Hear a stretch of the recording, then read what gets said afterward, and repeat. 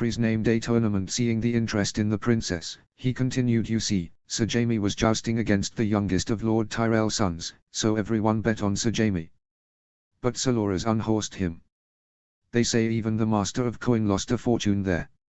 Or so they say. We weren't at the king's tent." The Blackfish, who was sorting a wide array of letters, seemed amused by the last part. "Petter, losing money. Now that's something you don't see every day. Anyways, yes, maybe there is a chance that man isn't lying, but if he's telling the truth there are better targets for him than the Hound." "But," said Arya.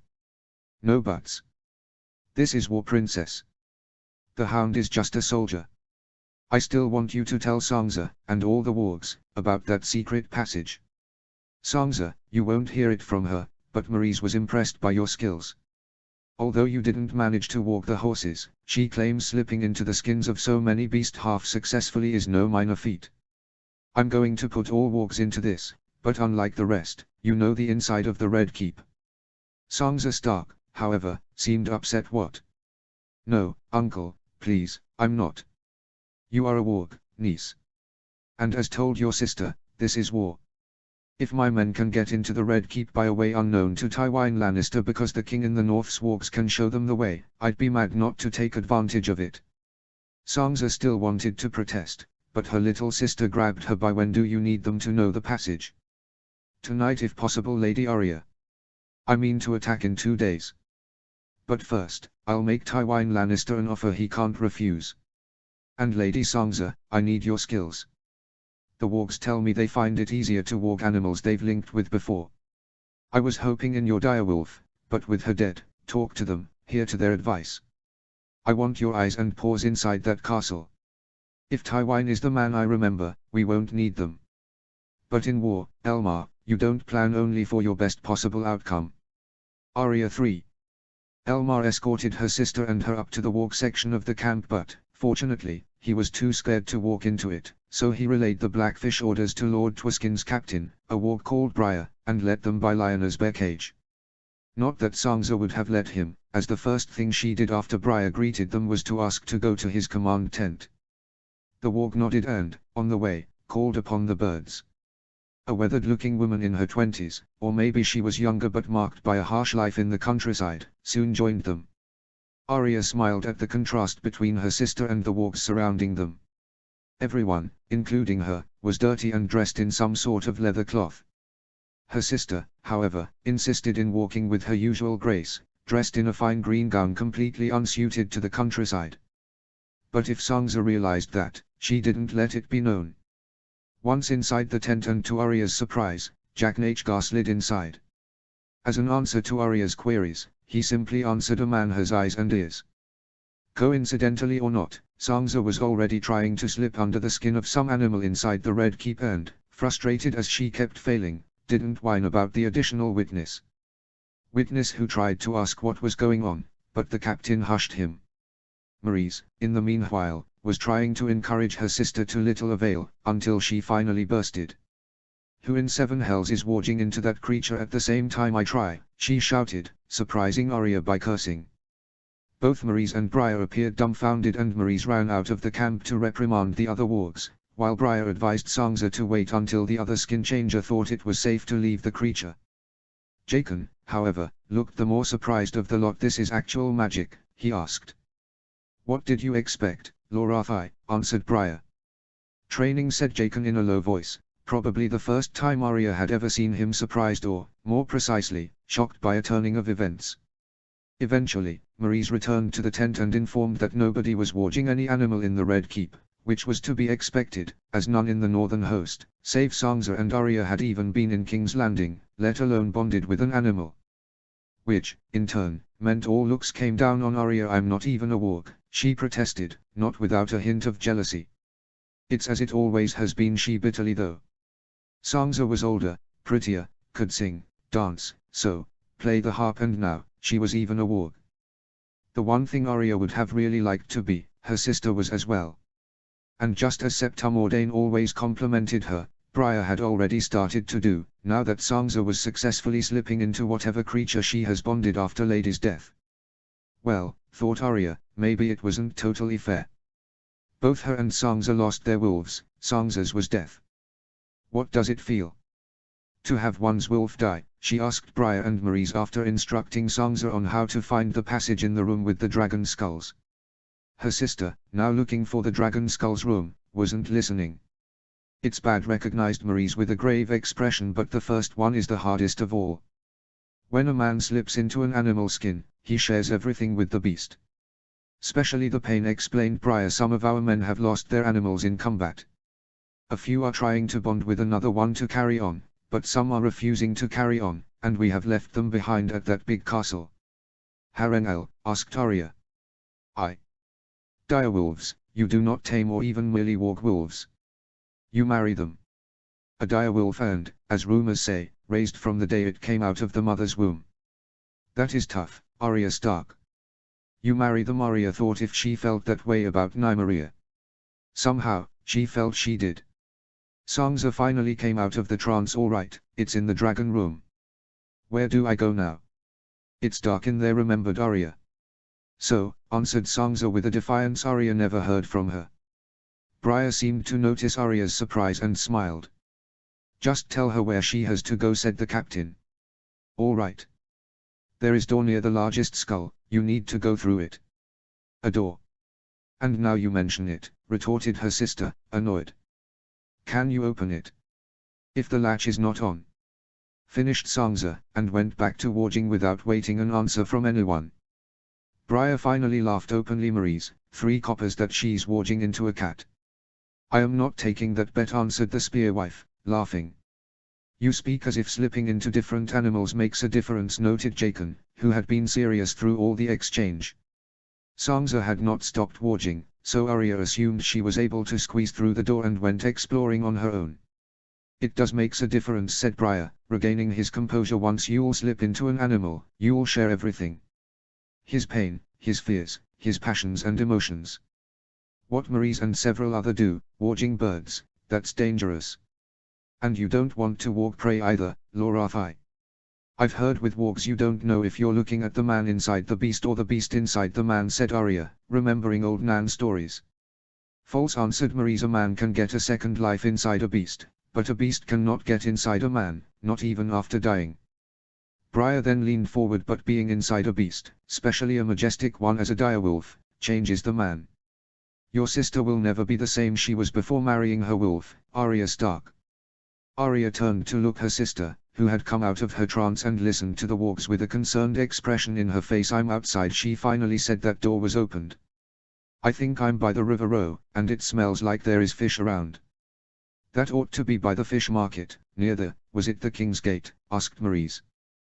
Briar opened his maps and nodded in confirmation after a while. All right, I'm slipping into my hawk and going to look for you. Wait for a while and then do something that doesn't make you look like a cat, so I'll know it's you. A cat? Is that what I'm slipping into? Don't take long. Maurice did take long, though, and, by the time she was back, Sangza was still inside the cat, a black tomcat with a tournier which Arya recognized as the one she was chasing the day she heard the 2 men talking in the dark hall with the dragons, according to the skin changer's description. Arya had begun to impatiently shake Sangza until she returned, grumpily claiming she was bringing the cat inside the Red Keep, lest it got lost in the city. All hopes Arya had that Sangza had changed for the better evaporated the minute they were alone outside the tent. Are you still going to play swords and get all dirty and muddy with those commoner friends of yours? She said in a low voice so none else would hear. Arya just shrugged. Why not? It beats dressing in fancy dresses and complaining that there is no wool to knit. Sangza sighed. It's like Micah all over again. Arya, you can't. You're princess now. What did you say? This isn't Winterfell, this is a military camp. Our camp. You're a Stark of Winterfell, act like one. About Micah, what did you say? You shouldn't have been playing knights with him, Arya. By the time they've finally separated them, Arya had her scratches all over her face, but Sangza's fancy dress was covered in mud and torn in many places. It seemed fitting, thought Arya as they shouted at each other while the men of House Twiskins carried them away from each other. Elmar too. Elmar woke up to the chirping of birds, the crackle of campfires, the laugh of men, the yawns of giants and the putrid smell of King's Landing. Sir Tully was already awake, but most of the camp wasn't, so that didn't earn him a reprimand. Instead, he just told Elmar to go get some breakfast. Still half asleep, Elmar free changed his clothes and, after a respectful salute, walked out of the command tent towards the campfires. The sky was still tinted with the red shade of dawn, and all around King's Landing, Sir Brynden Tully's host was waking up to the second day of what was supposed to be a very short siege. Sir Brynden had taken up to him to instruct him in the arts of warfare far beyond the roles of a simple soldier. Night after the war councils, Sir Brynden would sit with him around the maps and ask him questions about the matters discussed there, and provided explanations for everything Elmar didn't understand, which turned to be quite a lot. And, as the war progressed, even the Blackfish was getting astonished by the dimensions it was taking. After the princesses left the day before, Sir Brynden received a rider with news from Rosby. The captured town had a small fishing port, as well as sailors' inns and brothels, so Sir Brynden hoped to get news from other parts of Westeros, as well as the whereabouts of the royal fleet in the aftermath of Stannis Baratheon's death. To his dismay, too many ships were getting lost in the narrow sea, and some of the sailors lucky, or skilled, enough to escape reported sails in the colored silks those who knew the narrow sea identified as the pirate ships of a Lysan sailor called Sauron.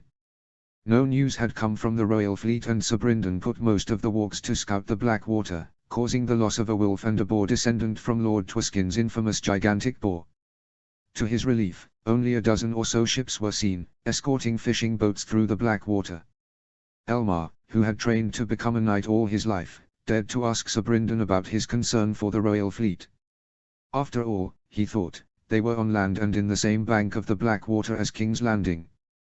That was when Sir Brynden showed him the map, depicting all the south of Westeros with large wooden tokens showing most of the large houses of the kingdom. This war is larger than any I know about. It's greater than the first Blackfyre Rebellion, it dwarfs Robert's Rebellion and even Aegon's conquest. The War of the Ninepenny Kings was of a similar scale, but the Free Cities never used ravens to send message. Seeing Elmar's confused face, he continued, "See here. My niece, Lady Stark, writes that Renly and Stannis died here. But before dying, Renly got Margaery Tyrell pregnant. By the same time, the king broke into the Westerlands here, and smashed the Lannisters in their own ground. So far so good." Elmar nodded, and the Blackfish continued, "We chased Tywin Lannister all the way to King's Landing, and, after hearing of Renly's death, he sent Little Petter to negotiate in his behest. But since Margaery is expecting Renly's heir and the king broke into Lannisport, the mighty Tywin Lannister, good tactician but poor strategist, has nothing to offer them." Sir had interrupted Elmar. The rider said the Ironborn were the ones to take Lannisport. That he did, but did you forget the ravens we got from the Westerlands? Mostly likely, your family and the Greyjoys attacked roughly at the same time, but the Greyjoys sent word first. And that's why Sir Stephen is asking for reinforcements, completed Elmar, not wanting to appear ignorant in front of the Sir. The Blackfish hit the map with his fingers, over the Westerlands exactly, and it's one of the reasons why this war is turning to damn complicated. But I'll get to that. We're talking about the royal fleet. He put a few tokens with rough boat forms over the narrow sea. These are Salador Sauron ships. He's a Sell-Sail, formerly employed by Stannis Baratheon. If Tywin Lannister is the man I remember, he would have tried to recruit him as soon as Stannis died. But since the Umbers got the Castamaria mines over here, he pointed at the end of the map opposite of the narrow sea, and Casterly Rock is under siege by Ironborns and Mallisters, Tywin Lannister can't pay him. Talking about that, never put Greyjoys and Mallisters next to each other. I don't know what your brother was thinking, but that's not going to end up well. And it's another reason why we need to get back north as soon as we can. Do you see the complexity of this all?" Elmar would swear the Blackfish smiled when he said it, and nodded. "But, what about the royal fleet? We are on dry land and we do not need to cross the Blackwater." "Right, but if the sailors disembark and hit us in the flank while storm the walls of King's Landing?" He waited for Elmar's answer. "We'll still beat them. Sailors use boiled leather as armor and we will still outnumber them. Plus, we have giants," said Elmar with a smile. The Blackfish, however, shook his head, smiling. "The giants will be at the gates, but yes, we will beat them. But, first, their presence can make Tywin Lannister present battle. And usually, you want your enemies to surrender." You don't want to waste men bringing them down. Watching Elmar's incoming negative at that particular piece of wisdom, he continued, and fighting the royal fleet in the ground will cause us casualties, and plenty of them. So he moved tokens on the map and added ship tokens, only to toss them aside, but removed Riverlords and Northern tokens from King's Landing as well. We win, but who's coming back to garrison Harrenhal and the Westerlands? Still pondering about the lessons from the Blackfish, Elmar broke his fast with the men. Fortunately, the royal fleet was nowhere to be seen. Maybe it was as the Sobrindan suggested, and the king's victories in the Lannister lands had caused the sailors to shy away from House Lannister. The news from the king's marriage troubled him, though. Lord Tyrell had proposed a marriage between his pregnant daughter Marjorie and the king, to secure the peace after the war. With the support of the Reach, the war would end, but, on the other hand, one of his sisters was supposed to become the queen.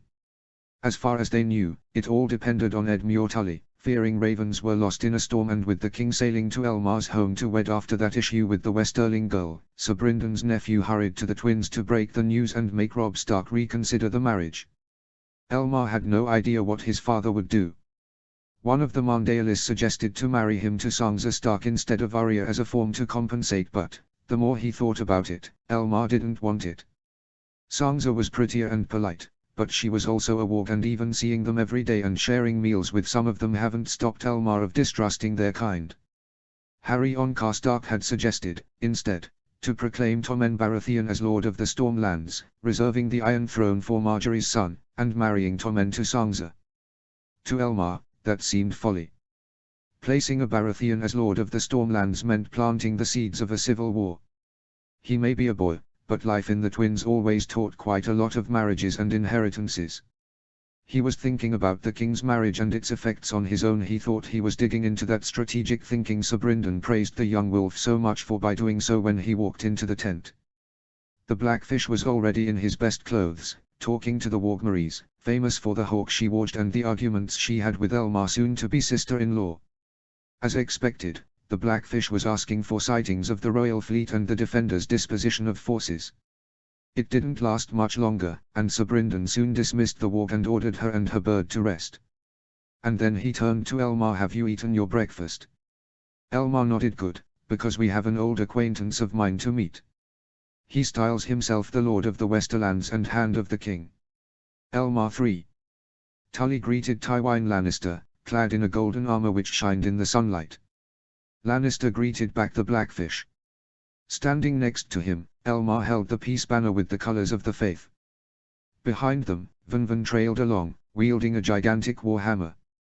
To the giant and the thousands of northerners around King's Landing, the seven meant nothing.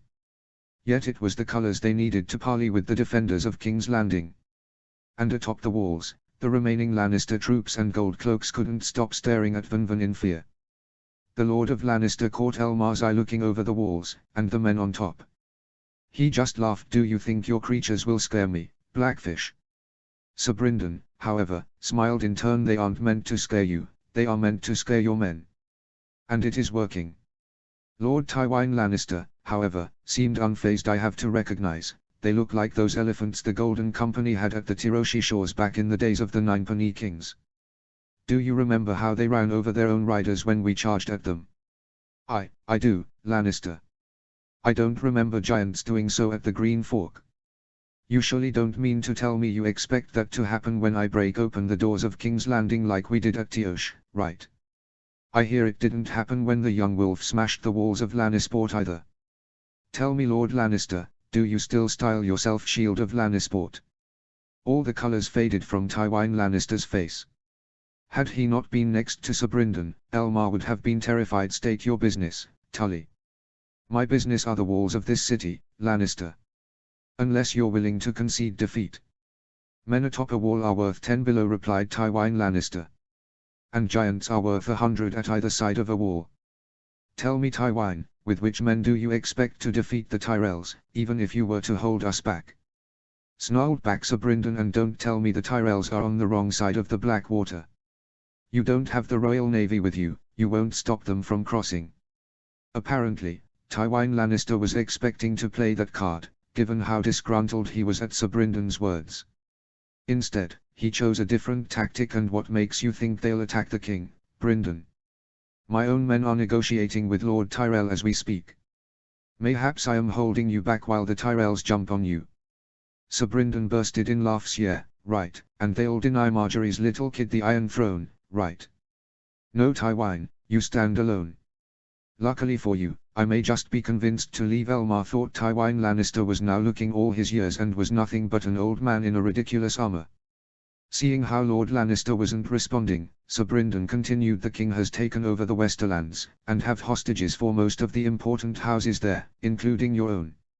Make me take the city by force, and he'll award Casterly Rock and the Westerlands to one of his loyal bannermen. He doesn't lack Lannister cousins or maidens at his care to marry a man to of his choosing. Agree to my terms and Jaime and Kevan will remain hostages while your son Tyrion carries on the Lannister name, ruling the Westerlands as a vassal of the North. And your terms are: you will take the Black for your unprovoked attack on the Riverlands. Your daughter Cersei can do as she pleases. Robb Stark will organize the Westerlands at his pleasure. You will give me all 3 of your grandchildren. The king guarantees on his honor that no harm will be allowed to come to Tommen or Myrcella, and they will be kept safe from the Tyrells. He may need to make them join the Faith or the Night's Watch, both honorable paths for such high-born children. That's more than you can expect from the Tyrells. Tywine, accept and we leave. Accept, and your dynasty gets to live on. Lord Lannister's face was covered with a mask of pain. What about Joffrey? Sir Brynden took a deep breath before answering. The king will give him a quick death. I know it's hard, but you're trading one grandson for your entire family. You forget we still have the Stark girls, Brynden said. Tywine, causing Sir Brynden to laugh again. No, you don't. Do you want me to call them, Tywine?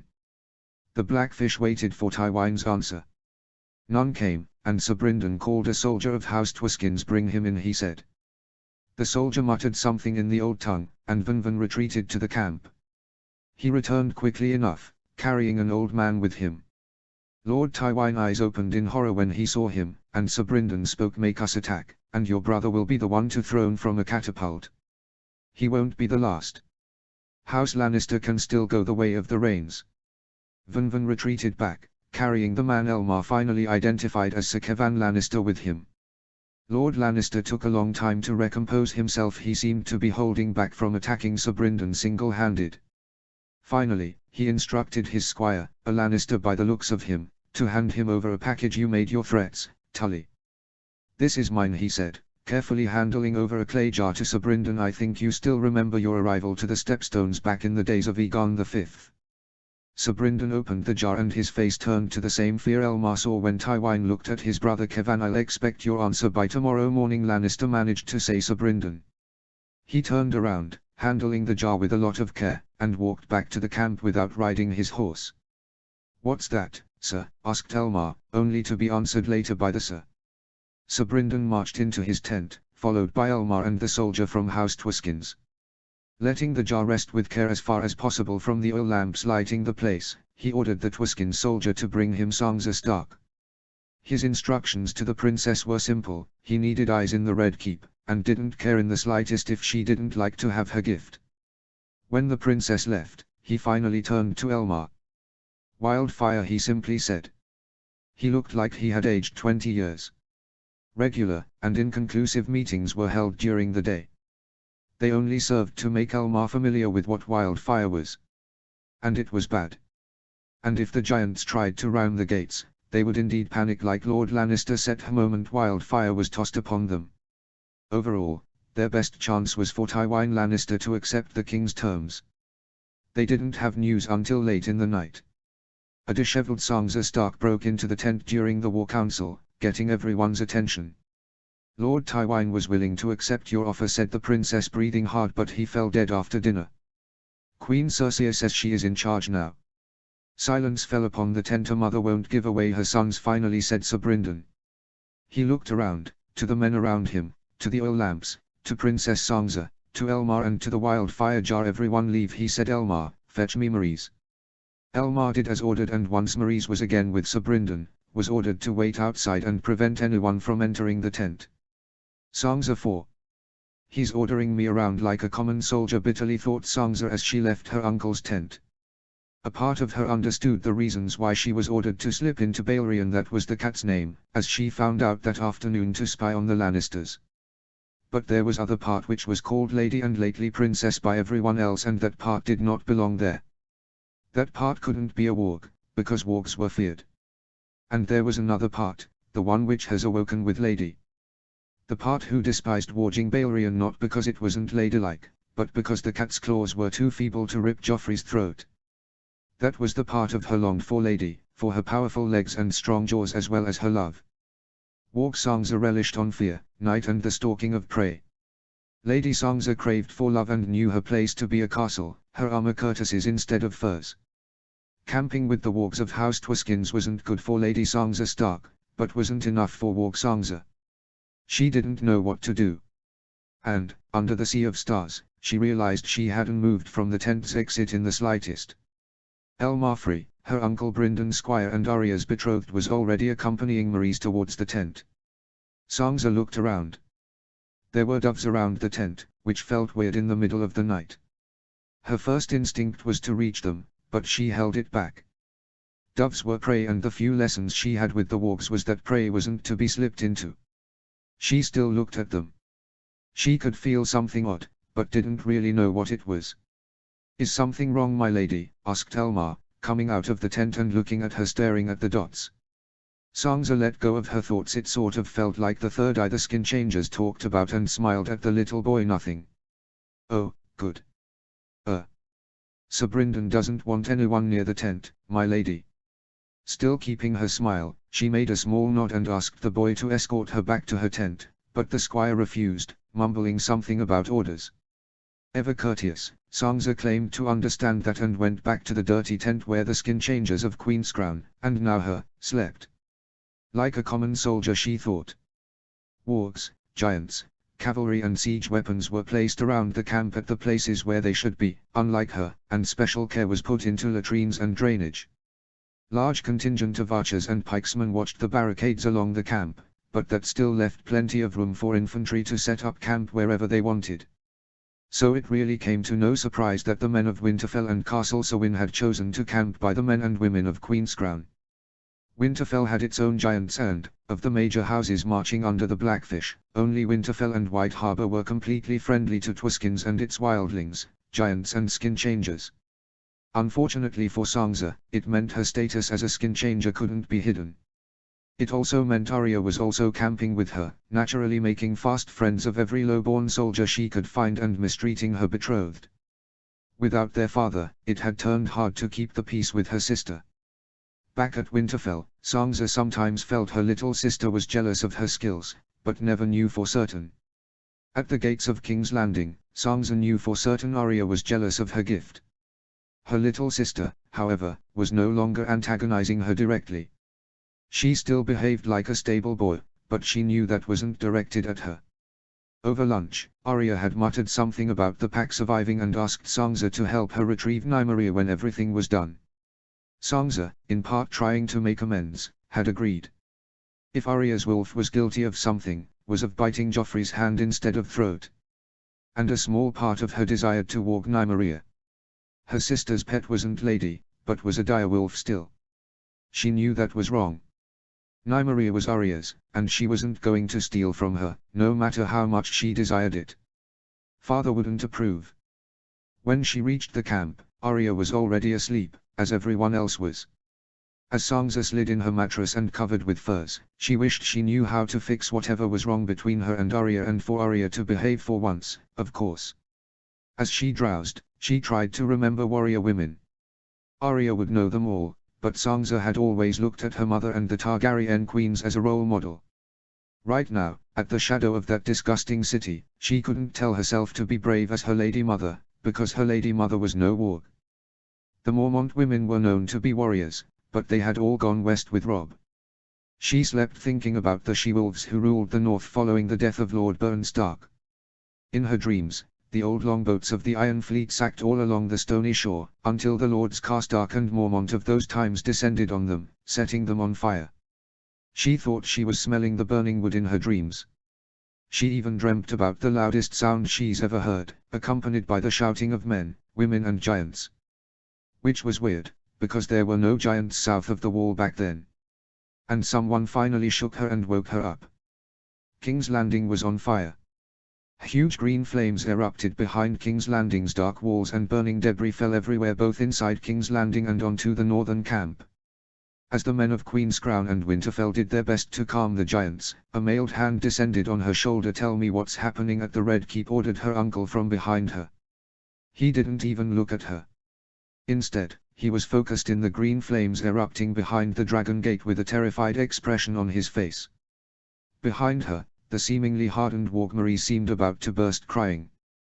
Sansa tried to put the inferno inside King's Landing out of her mind, and the guilt she felt because of her dream, and focused on Balerion. She barely saw through his narrow eyes for an instant before being pushed away. She tried again, and again, but felt something sending her away. And whatever that presence was, it hated her. She tried and tried, but failed every time. "I can't," she finally cried. "There is a Warg keeping me out," she said. She didn't know how, or who, but Balerion was being watched by somebody else, and that somebody was immensely upset. Sir Brynden Tully nodded, his stern face illuminated by the green glow coming from the city. Elmar 4. A monstrous thundering sound made him jump in mattress, waking him up. Watchmen were screaming and horns all around the camp were blown. He quickly scanned the tent for the wildfire jar, lest it was hit and burnt, but he didn't find it. As he dashed for his sword, fearing the Lannisters were attacking the northern camp in the night, green light illuminated the tent's canvas. Grabbing his gamison with his left hand, Elmar Frey, a boy just a moon turn away from his 10th name-a-day, came out of the command tent. The camp wasn't under attack. Behind him, he saw the reason of the horns. King's Landing was ablaze in green flame. Or, more precisely, fire was burning everything around the Dragon Gate. Sir Brynden, he thought. He remembered he was with the Wargs. As quickly as he could, he put a chainmail shirt on himself. He was tempted to grab the blackfish armor and carry it there, but he knew he wouldn't be able to carry it. Grabbing a shield for himself, he rushed to the makeshift stables, to look for the Sir's horse. It took him over 10 minutes to reach it. Burning debris was falling all over the camp and men were hurrying to extinguish it and heal the burned ones. Piercing screams came from the city, and the green flames lightened the starry night. He hurried his and Sir Brynden's horse across the camp and quickly collected Sir Brynden's armor. He didn't find him in the Wargs' camp, though. "You might have missed him," said someone he could barely recognize in the green night. Behind him, someone was arguing with Sansa. "But I am not a scout," argued the older Stark sibling. "It doesn't matter," retorted Arya Stark. "Are you saying we should look with our eyes?" she asked to the unknown wilding. "And how else do you expect to look?" asked Sansa Stark. The wilderling Warg, however, separated the sisters and addressed everyone. "What I mean is the Blackfish wasn't sleeping with Maurice." "But then why cut someone else when a burning debris fell not far from their spot?" Elmar interrupted Sir Bryden. "I have his horse and armor." "Where did he go?" "To his tent." "Come on guys and gals, we're going," answered someone who looked in charge. And while Elmar expected them to trot alongside him, what he actually saw was all the Wargs slipping into their animals. At once, all the warged animals surrounded him and his spare horse, and he locked eyes with Arya Stark. "Where are you going?" asked the young Stark sibling after a moment of hesitation. "To battle," answered Elmar, fearing this wasn't going to be as the battles at the fords. He didn't linger long. Arya's behavior made it clear she was not the queen of love and beauty of some Southron tournament. He didn't expect her to give him a cloth and made him promise something important. He turned his 2 horses around and, in the midst of a pack of wolves, boars, dogs and shadow cats, rode to find his master. Turning his head back, he did spot a concerned look in his betrothed's face. The wolves around him guided him to Sir Brynden with ease, but he could have found him without them. The Blackfish was shouting orders among the tray buckets, and giants were moving them without dismantling them. "Move them to the old gate," commanded Sir Brynden, lacking his usual cool. "Elmar, so here you are. Help me with my armor." Elmar quickly complied, securing the greaves in place amidst a whirlwind of giants, beasts and men. Captains shouted orders, trying to form up their men for the attack. The northern camp had turned into such a mess with the fall of burning debris that any concerted attack by the Lannisters would throw it into disarray. Elmar voiced his concern to Sir Brynden, who quickly dismissed it. King's Landing was even in worse shape. Dawn was breaking and yellow flames were getting mixed with the enormous green flames caused by the wildfire. Whenever the wind blew in their direction, ashes fell upon the camp and the horrible screams of dozens, if not hundreds, of dying and injured men, women and children reached them. Houses seemed to be crumbling, judging with the noise and, as giants formed for battle, Elmar could see a glimpse of madness and anger in Sir Brinden's face. "No giants," he commanded once he was fully armored. "Elmar, let's go. Engineers, loose some burning tar on the old gate," he shouted, but the tread buckets didn't fire. Cursing, the Blackfish spurred his destrier. "Sir," exclaimed one of the battle engineers serving the tread buckets, "if they have wildfire stored there, they'll run the moment our own rocks fall near them. You don't expect to actually hit their caches, right?" The engineer, however, seemed to believe so, because he hesitated and didn't order to fire until Sir Brinden took his hand to the hilt of his sword. The tread buckets didn't even start firing before another explosion shook the city. "The Lion's Gate. They must have been careless," said the engineer in awe. The explosion was smaller than the one which woke the camp, but the heavy smoke columns and the green light could still be seen despite the distance. "That's unexpected. Hurry, and make sure you miss. If the river gate burns, those poor sods are going to be trapped in there," ordered Sir Brinden and, without waiting for an answer, he rode in front of the men of White Harbor and the Carhold assembling for the attack. A thud from the tread buckets now behind them and 3 large chunks of burning rock flew over them, landing deep behind the old gate. The screams of the enemy soldiers could be heard, even from the distance. "Men of the north," shouted Sir Brinden Tully, pointing at the old gate with his blade for Eddard Stark. Under the scream of 1,000 men shouting their lords of Winterfell's name, Sir Brinden rode to the old gate, with Elmar trying to keep up with him. Behind, a human stampede of bearded barbarians clad in steel followed. The Knights of White Harbor were the fastest. They hastily prepared a ram just a few feet from the wall, but no fire came from the top of it. "Down with it," shouted someone from behind. Elmar expected burning oil to fall from the machicolations, or enemy archers to fire at the last moment, but none of it came. With a dozen hits, the old gate crumbled and the armies of the north broke into the burning hell of King's Landing. Sir Brinden let a few men run into the city and rode after them, and Elmar hurried behind him, as to avoid getting caught beyond the walls. The fires could be seen clearly from the inside of the walls.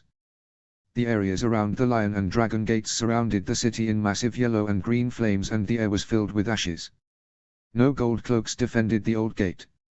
Instead, a dozen of them were running away in retreat.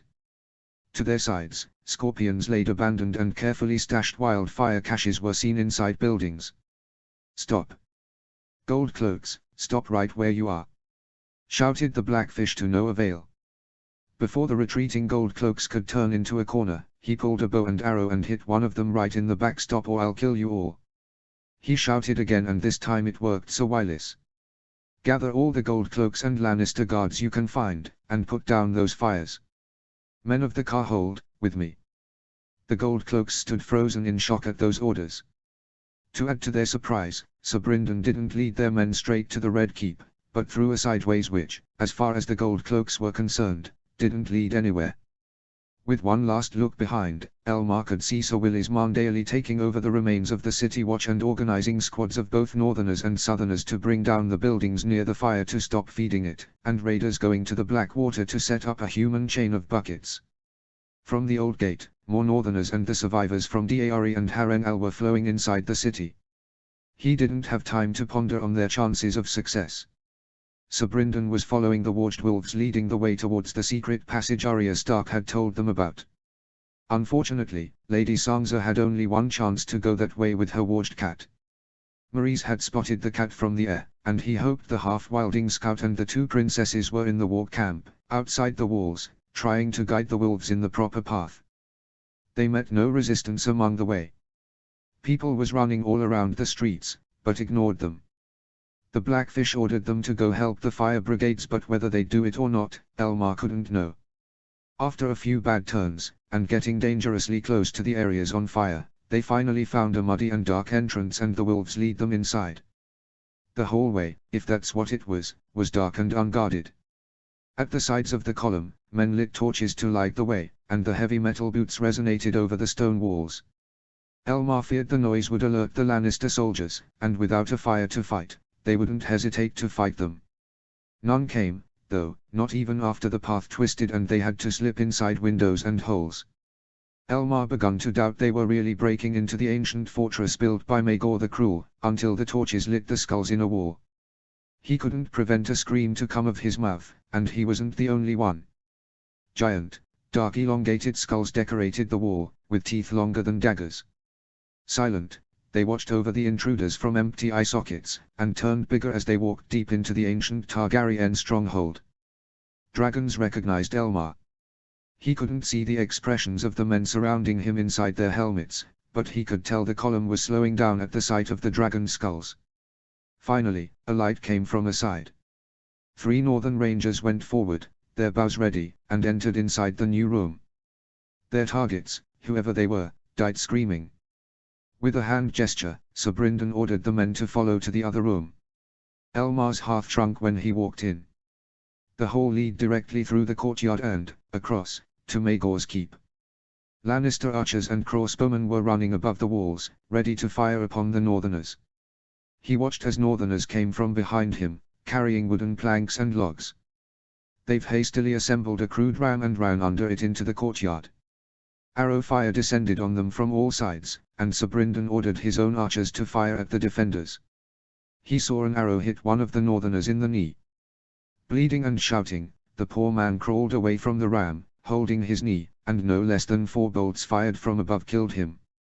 Northern archers were now out in the open, covering the men at the ram, and getting hit on head, shoulder and chest. The ram hit the gate of Maegor's keep amidst the screams of the wounded. Once. Twice. A northern archer crawled back to cover. Thrice it hit and the gate broke. Now. Run, screamed the Blackfish, leading the men into the courtyard. Elmar felt his legs frozen in place. He felt there was no way he was running out in the open. And then he felt someone grabbing him from behind and pushing him forward. "You don't want to be left behind," that knight said from inside his helmet. With no other choice, Elmar ran, and was pushed forward. There was no way to go back into cover. In front of them, Lannister guards were coming out of the broken gate, trying to slash open the men of the ram. To his sides, arrows and bolts fell upon the northerners. He saw a bolt piercing through a man's neck not 2 feet away from him. 3 more northerners fell, but at least one of the Lannister archers dropped dead from the walls. Before he even noticed, he was inside Maegor's keep, stepping on the bodies of the battle for the gate. The man who first grabbed of him pushed him forward again, making room for more men to enter. A wooden door came in front of him, but someone broke it open with war axes. Arrows came from the other side of the door, hitting even more northerners, but the men of the Carhold kept flowing inside. Elmar took shelter behind a circular column. Just 3 Lannister men were defending that particular room, and were soon killed by the invading northerners, but did not sell their lives cheaply. He was grabbed again. "Run, squire, run," grunted the same man from before. He saw the Blackfish ahead of him, at the 3rd or 4th line, with a bow in his hands instead of a sword. There were more stairs and hallways ahead of them, and, as Elmar stepped on them, he noticed how slippery the stone floors were. The northerners kept pushing in, with Sir Brynden leading from almost the first line. Elmar wasn't running or trotting, he was pretty much being pushed forward by the older and bigger men storming the keep. The men of the north were winning, there was no way around it. With the Lannisters and the city watch spread all over the city walls and none expecting an attack from the hidden passageway, the Karstark men outnumbered the defenders of the Red Keep by 10 to 1. And still, the Lannister fought for every inch.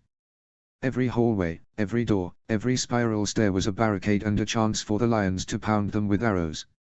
As one arrow hit Elmar's shield, almost penetrating into his left arm, he remembered the tale of the frog eaters at the last line of the trident. As the tale went at the twins, King Robert valiantly charged Rhaegar from the front lines. And in the back, a line of frog eaters under the command of the Swamp Lord trained whips and swords against the rebels who tried to run away from the battle. As he was pushed into what he hoped was the final flight of stairs, he wished he could run away.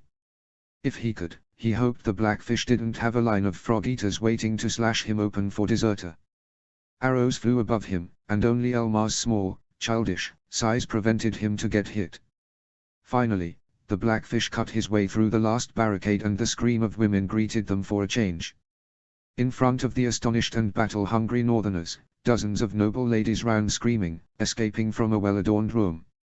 "Do it," screamed a woman inside it. The Blackfish and the knight who had pushed Elmar all the way walked into the room slowly. Feeling more confident now that the battle seemed over, Elmar walked behind Sir Brynden. "Do it," screamed the woman again.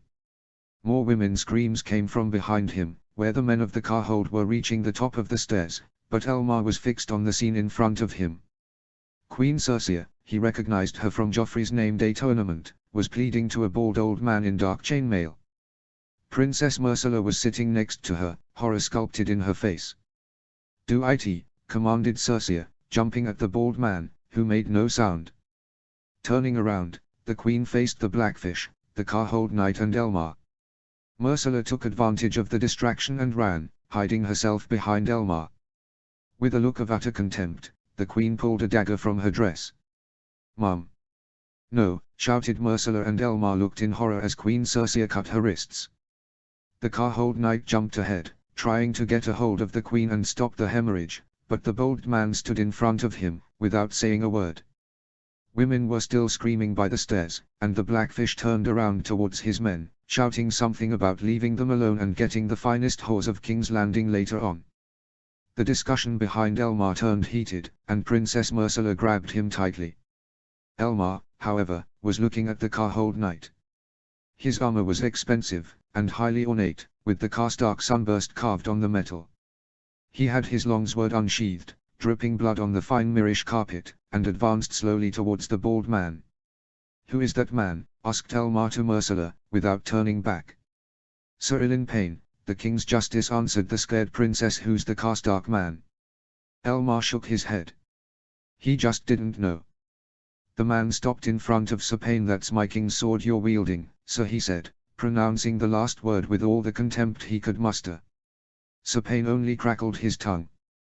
Behind them, the Blackfish seemed to contain the situation with the runaway women and noticed the scene. "Lord Rickard, wait," he shouted, but it was to no avail.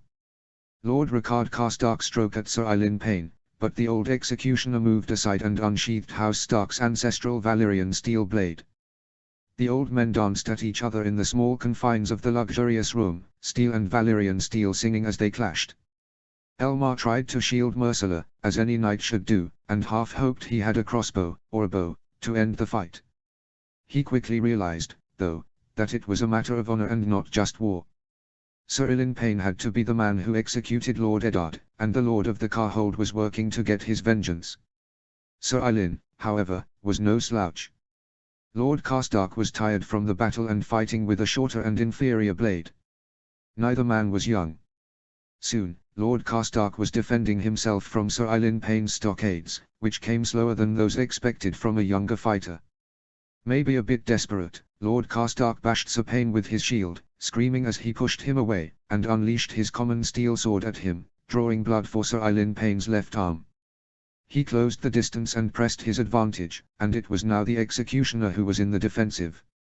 Lord Rickard hacked and slashed, and cornered the King's Justice against the wall. And when he was about to land the finishing blow, Sir Ilyn slashed ice across Lord Rickard's right leg.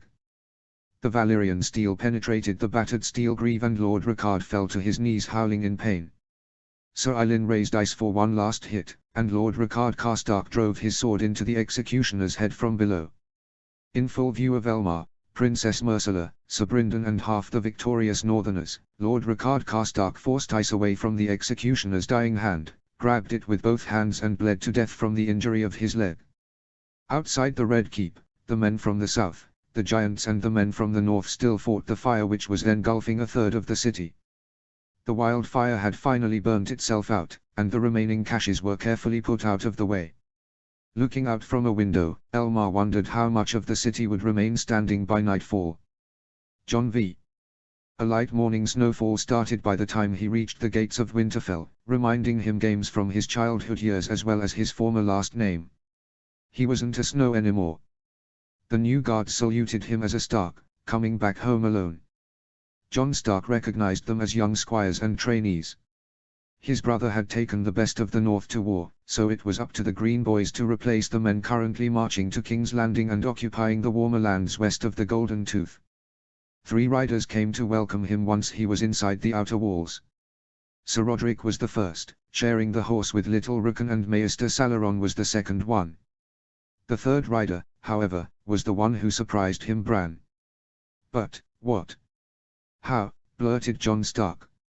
It turned out the imp had kept the promise he made him back in Queen's Crown about helping Bran. Since the kid wasn't awake by the time Tyrion Lannister stopped at Winterfell in his way south from the wall, there was nothing Tyrion could do to him. However, he left the drawings for a modified horse chair, based on the one he used, in case Bran would ever wake up. And thus, when Bran did wake up, around the time of the Battle of the Whispering Woods, it was only a matter of time to build the chair and train a young mare in using it. However, Jon's delight faded the moment they've entered the Great Hall. Sir Roderick assisted Bran to dismount and placed him inside a basket in Hodder's back. Jon had missed the Harvest Festival by a fortnight and Winterfell was emptier than usual, but the Great Hall had still quite a few strangers. Benfred Tallheart, heir of Torrens Square, was there, along with quite a few of his men, and quickly raised to congratulate and talk with Jon. He recognized the 2 free wards, and a cute girl and a young boy were introduced to him as Howland Reed's children. Pretty much everyone at the hall looked happy and excited of meeting Jon. It was the looks Bran was receiving that worried him. They were a mixture of pity and disdain, and his clumsiness at eating only added to them. According to Maester Salaron, the long time Bran spent without waking up had weakened his muscles. They would recover in time, but right then, Bran was having issues cutting his food while in front of everybody. Jon wondered if his father's old maester, Lewin, would have been able to heal his brother better. But with Lewin serving at Queen's Crown, and ruling it in Lord Twiskin's absence, that was a useless thought. The chat at lunch was dominated by small talk and the discussion of the war in the south. Small Walder and Benfred Tallheart often asked Jon for details about the battles fought south of the Neck. It wasn't until Sir Roderick, Salaron, Hodder, Bran and an excited Rookon retreated to the Maester's Tower than actual talk about the events north of the wall begun. The news weren't good at all. Thorin Halfhand had led the best of the Night's Watch beyond the wall, in an attempt to find out what was happening beyond the wall. The last raven they had from them, however, only indicated they had reached a place called the Fist and were planning to set up camp there. After that, all the ravens returned, with no message at all. None of the rangers had returned yet. It was Rookon who broke the other news. A brother of the Night's Watch had reached Winterfell with a dead, yet not putrid, hand which moved on its own, and attempted to attack everyone around. According to that man, that was the hand of a wight who had killed Gia. Seemed to come straight from one of old Nan's stories, but the hand was all the proof they needed. Maester Salaron had been scavenging the remains of the Winterfell library since then, trying to find any information about the creatures among the old tomes, but too many were burnt by the assassin who had tried to take Bran's life. In short, said Sir Roderick, you can't just go to Castle Black to take your bows. You need to lead men in support of the Watch. Jon looked around. Rookon was upset, but everyone else looked expecting, so that's why the Tallhearts have an army inside Winterfell, asked Jon. I'd expect Benfred would lead it. Benfred is a green boy, as are all the kids from Winterfell I can spare, answered Sir Roderick. I'm afraid it won't be much of an army. The boys riding with Benfred call themselves the Wild Hares, so you can tell how much to expect of them. Our own men are half-trained kids, and we don't have much in the way of war horses either. Your brother took the best south. I'd lead them, but Lady Stark ordered me to rule until her return. You, Jon, have the name and the skills. I don't want him to go, interrupted Rookon, unsettling Jon. Bran had an apologetic look on him, and Rookon jumped from his chair, ran at Jon and hugged his leg. Don't go, he insisted. Jon raised his brother and hugged him. How do you tell a 4-year-old kid you're undermining his legitimate brother every second you stay at home, thought Jon. Lunch made it clear for him the men would rather have him as the Stark of Winterfell instead of his crippled brother. Even legitimized, it was Bran who was Rob's heir, not him. And he wouldn't take Winterfell from his siblings. Rookon was hugging him fiercely, and he could hear all 3 direwolves howling at the Godswood. Rookon, you know how there must always be a Stark at Winterfell, right, said Jon, and Rookon nodded. Well, with the wall in danger, I think there must also be a Stark at the wall, and Uncle Benjen is still ranging beyond it, right? So you're too young. Bran is the Stark of Winterfell, and Robb is south, so it has to be me, he said with a smile. I can go too, answered Rickon, causing Jon to burst in laughter. Who else is going? Jon, still holding Rickon, asked Sir Roderick. The Umbers will be sending their own old men and green boys to Eastwatch by the sea, and Robb wants to keep the mountain clans, the Marndalis and the Skagasi in reserve if we're attacked from the sea. So the Shadow Tower will have to fend for itself, but you will be linking up with the men of the Dread Fort at Queen's Crown. That's also why you, and not Tallheart, have to lead the men. Jon nodded. Who's leading the men of the Dread Fort? He asked. Lord Bolton's bastard. Lady Hornwood has a very low opinion of him. Her lands limit the Bolton lands, and so she may know what she's talking about. You be careful with him. And hard, if needed, answered Sir Roderick. All right. I need a day to at least watch the men train, so we part in 2 days' time. Rickon, why don't you show me the direwolves? Asked Jon. Rickon nodded, and Jon went to grab Bran when he stopped for a moment. Was Bran warging? He shook him, and his brother didn't move. He shook him for a second time, and he finally reacted. Surprised, he carried him on his back, piggyback style.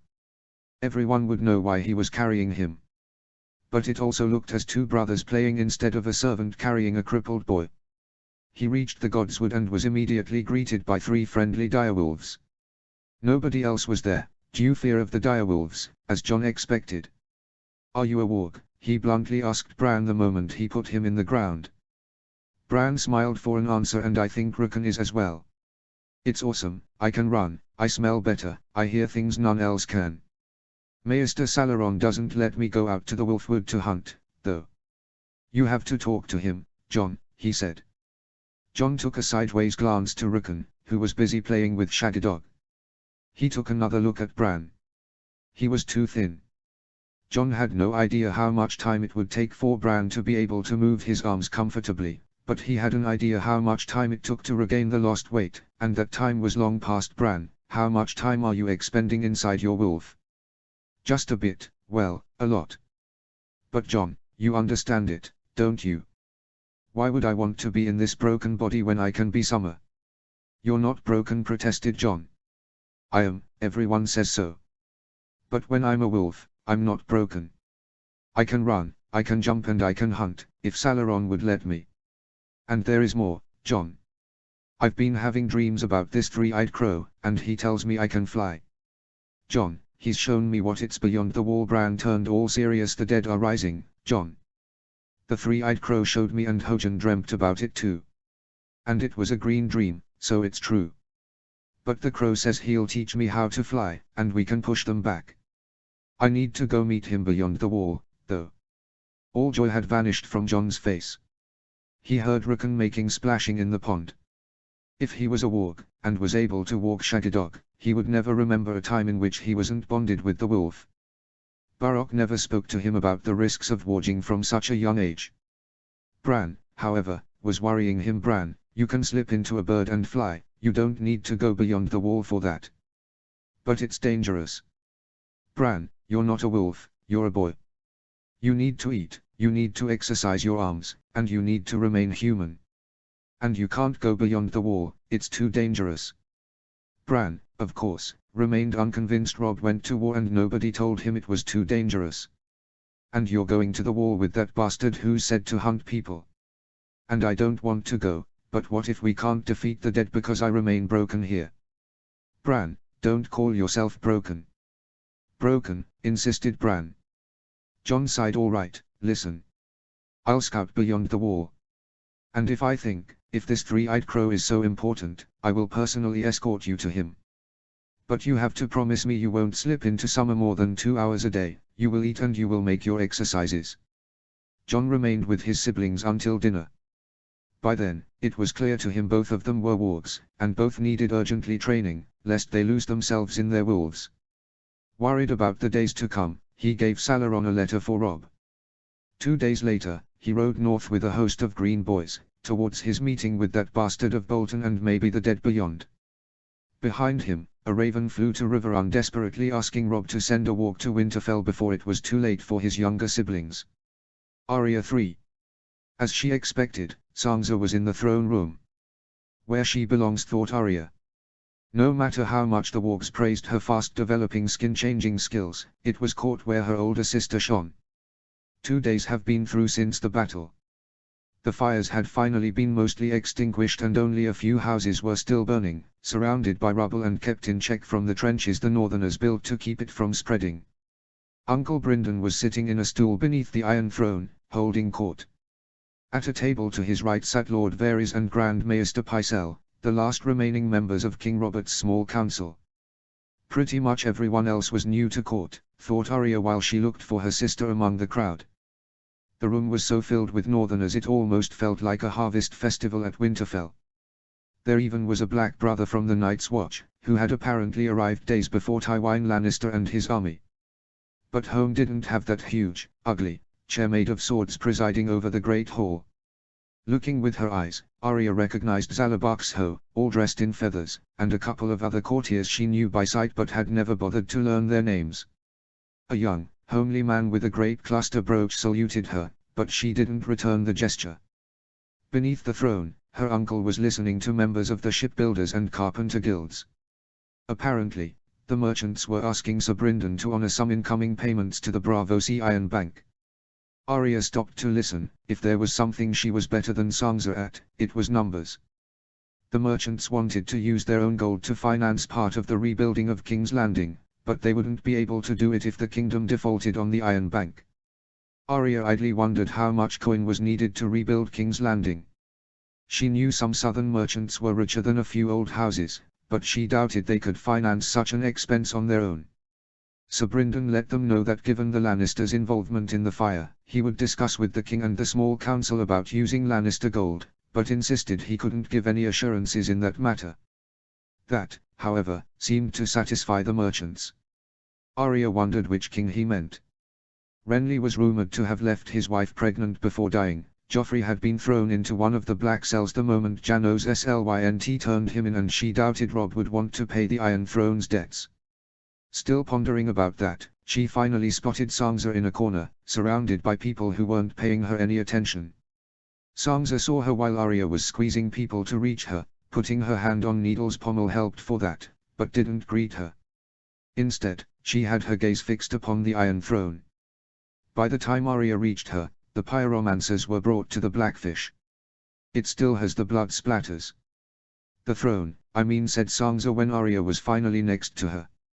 Arya had to make an effort to distinguish them on the distance. "Maybe it was a servant who cut himself cleaning the throne," she asked. "Maybe it was," answered Sansa with hatred carved in every inch of her face.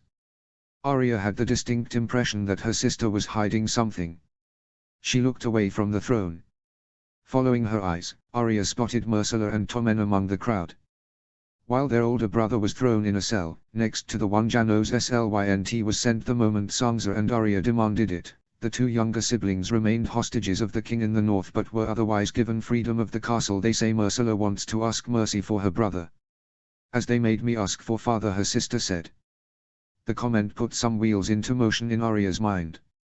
She never knew what had happened to Sansa while she was kept prisoner in the Red Keep after her father's arrest, and her sister never wanted to speak about it. But if Sansa had asked for mercy.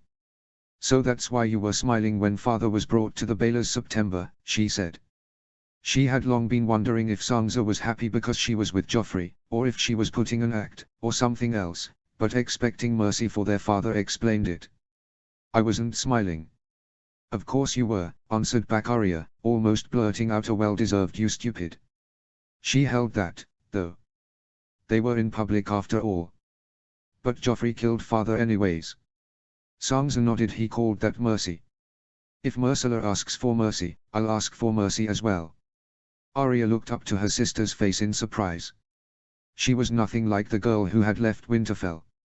Arya's own list was getting shorter every day, but now she had doubts. What if Robb gives him mercy? "Real mercy, I mean," she said, biting her lip. "He won't." "He can't," answered Sansa, and stopped when she noticed how the people around turned to look at them. Beneath the Iron Throne, the pyromancers were protesting Sir Brinden's decision to send them to the war. Sansa looked at the people staring at her and grabbed Arya's arm. "Watch out, there are snakes in the floor." Arya, scared, tried to back away, but Sansa didn't let her. "People close to them were moving away. They are easy to walk," insisted Sansa, and the courtiers around them broke into a run. Arya started to look at the ground, but looked up to her sister, who had a mischievous half-smile on her face. "Nice trick," thought Arya, and relaxed. Father would have given him mercy. Maybe, she said. Sansa tensed at the thought and stared at the Iron Throne. Grand Maester Pycelle was supporting Sir Brynden by claiming they could just let the pyromancers free around the remaining parts of the city. But they couldn't guarantee their safety if people took revenge upon them for burning the city. Sansa shook her head. "Robb can't. He can't give him mercy," she said, in the brink of tears. Arya looked around. None was close. She approached Sansa and whispered, "There is a man, a Lorathi follower of the Red God, who says he owes me a life. If I tell him, he'll sneak into the Black Cells and kill Joffrey." Sansa looked around as well. "Nobody could listen. Why should he have the honor?" she whispered. Arya didn't have time to think about an answer. The memory of the stable boy she killed was forming in her mind with Joffrey's face instead, when the door of the throne room opened. Dressed in a weathered travel cloak, their mother walked into the room. The Blackfish stopped discussing with the pyromancers when he saw her, and Catelyn Stark greeted him, but her eyes were looking somewhere else. And, alone as they were, it didn't take long for Catelyn Stark to locate her daughters. Neither Arya nor Sansa had time to even decide to step towards Catelyn before they were embraced by her, almost to the point of suffocation. "My girls," kept repeating Catelyn, almost to the brink of tears. Finally composing herself, and with all the audience staring at them, Catelyn grabbed her daughter's hands and walked with them to the front of the room, towards Sir Brynden. The Blackfish embraced Catelyn as well, disregarding all formalities. "Cat. You're back. But why, did the Tyrells came with you?" Catelyn sighed with a smile. "No. Mace Tyrell is worried about his daughter's pregnancy, and the last week's ride have been excruciatingly slow, so I decided to speed up and come here the moment I've heard you were about to attack Rosby. Well thought, that should let us time to discuss a few things between ourselves before welcoming the men of Reach. Did Petter come with you?" Catelyn gave a sideways glance to the small council table, where Varys and Grand Maester Pycelle watched the encounter with their full attention. "No, he didn't," she said. "He left the moment Mace Tyrell rejected the Lannisters' alliance.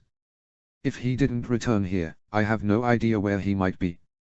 Uncle, is there a place where I can talk to my daughters in private?" Within 5 minutes, Arya and Sansa were following their mother to the small council meeting room, while behind them the pyromancers still protested their forceful relocation to the wall. Once inside the small council room, Arya barely had time to check out the luxurious furnitures and decorates before getting hugged into suffocation again by her mother. "I'm going to kill the Blackfish," said Catelyn, to Arya and Sansa's alarm. "Why are you here? He should have sent both of you to Harrenhal at once."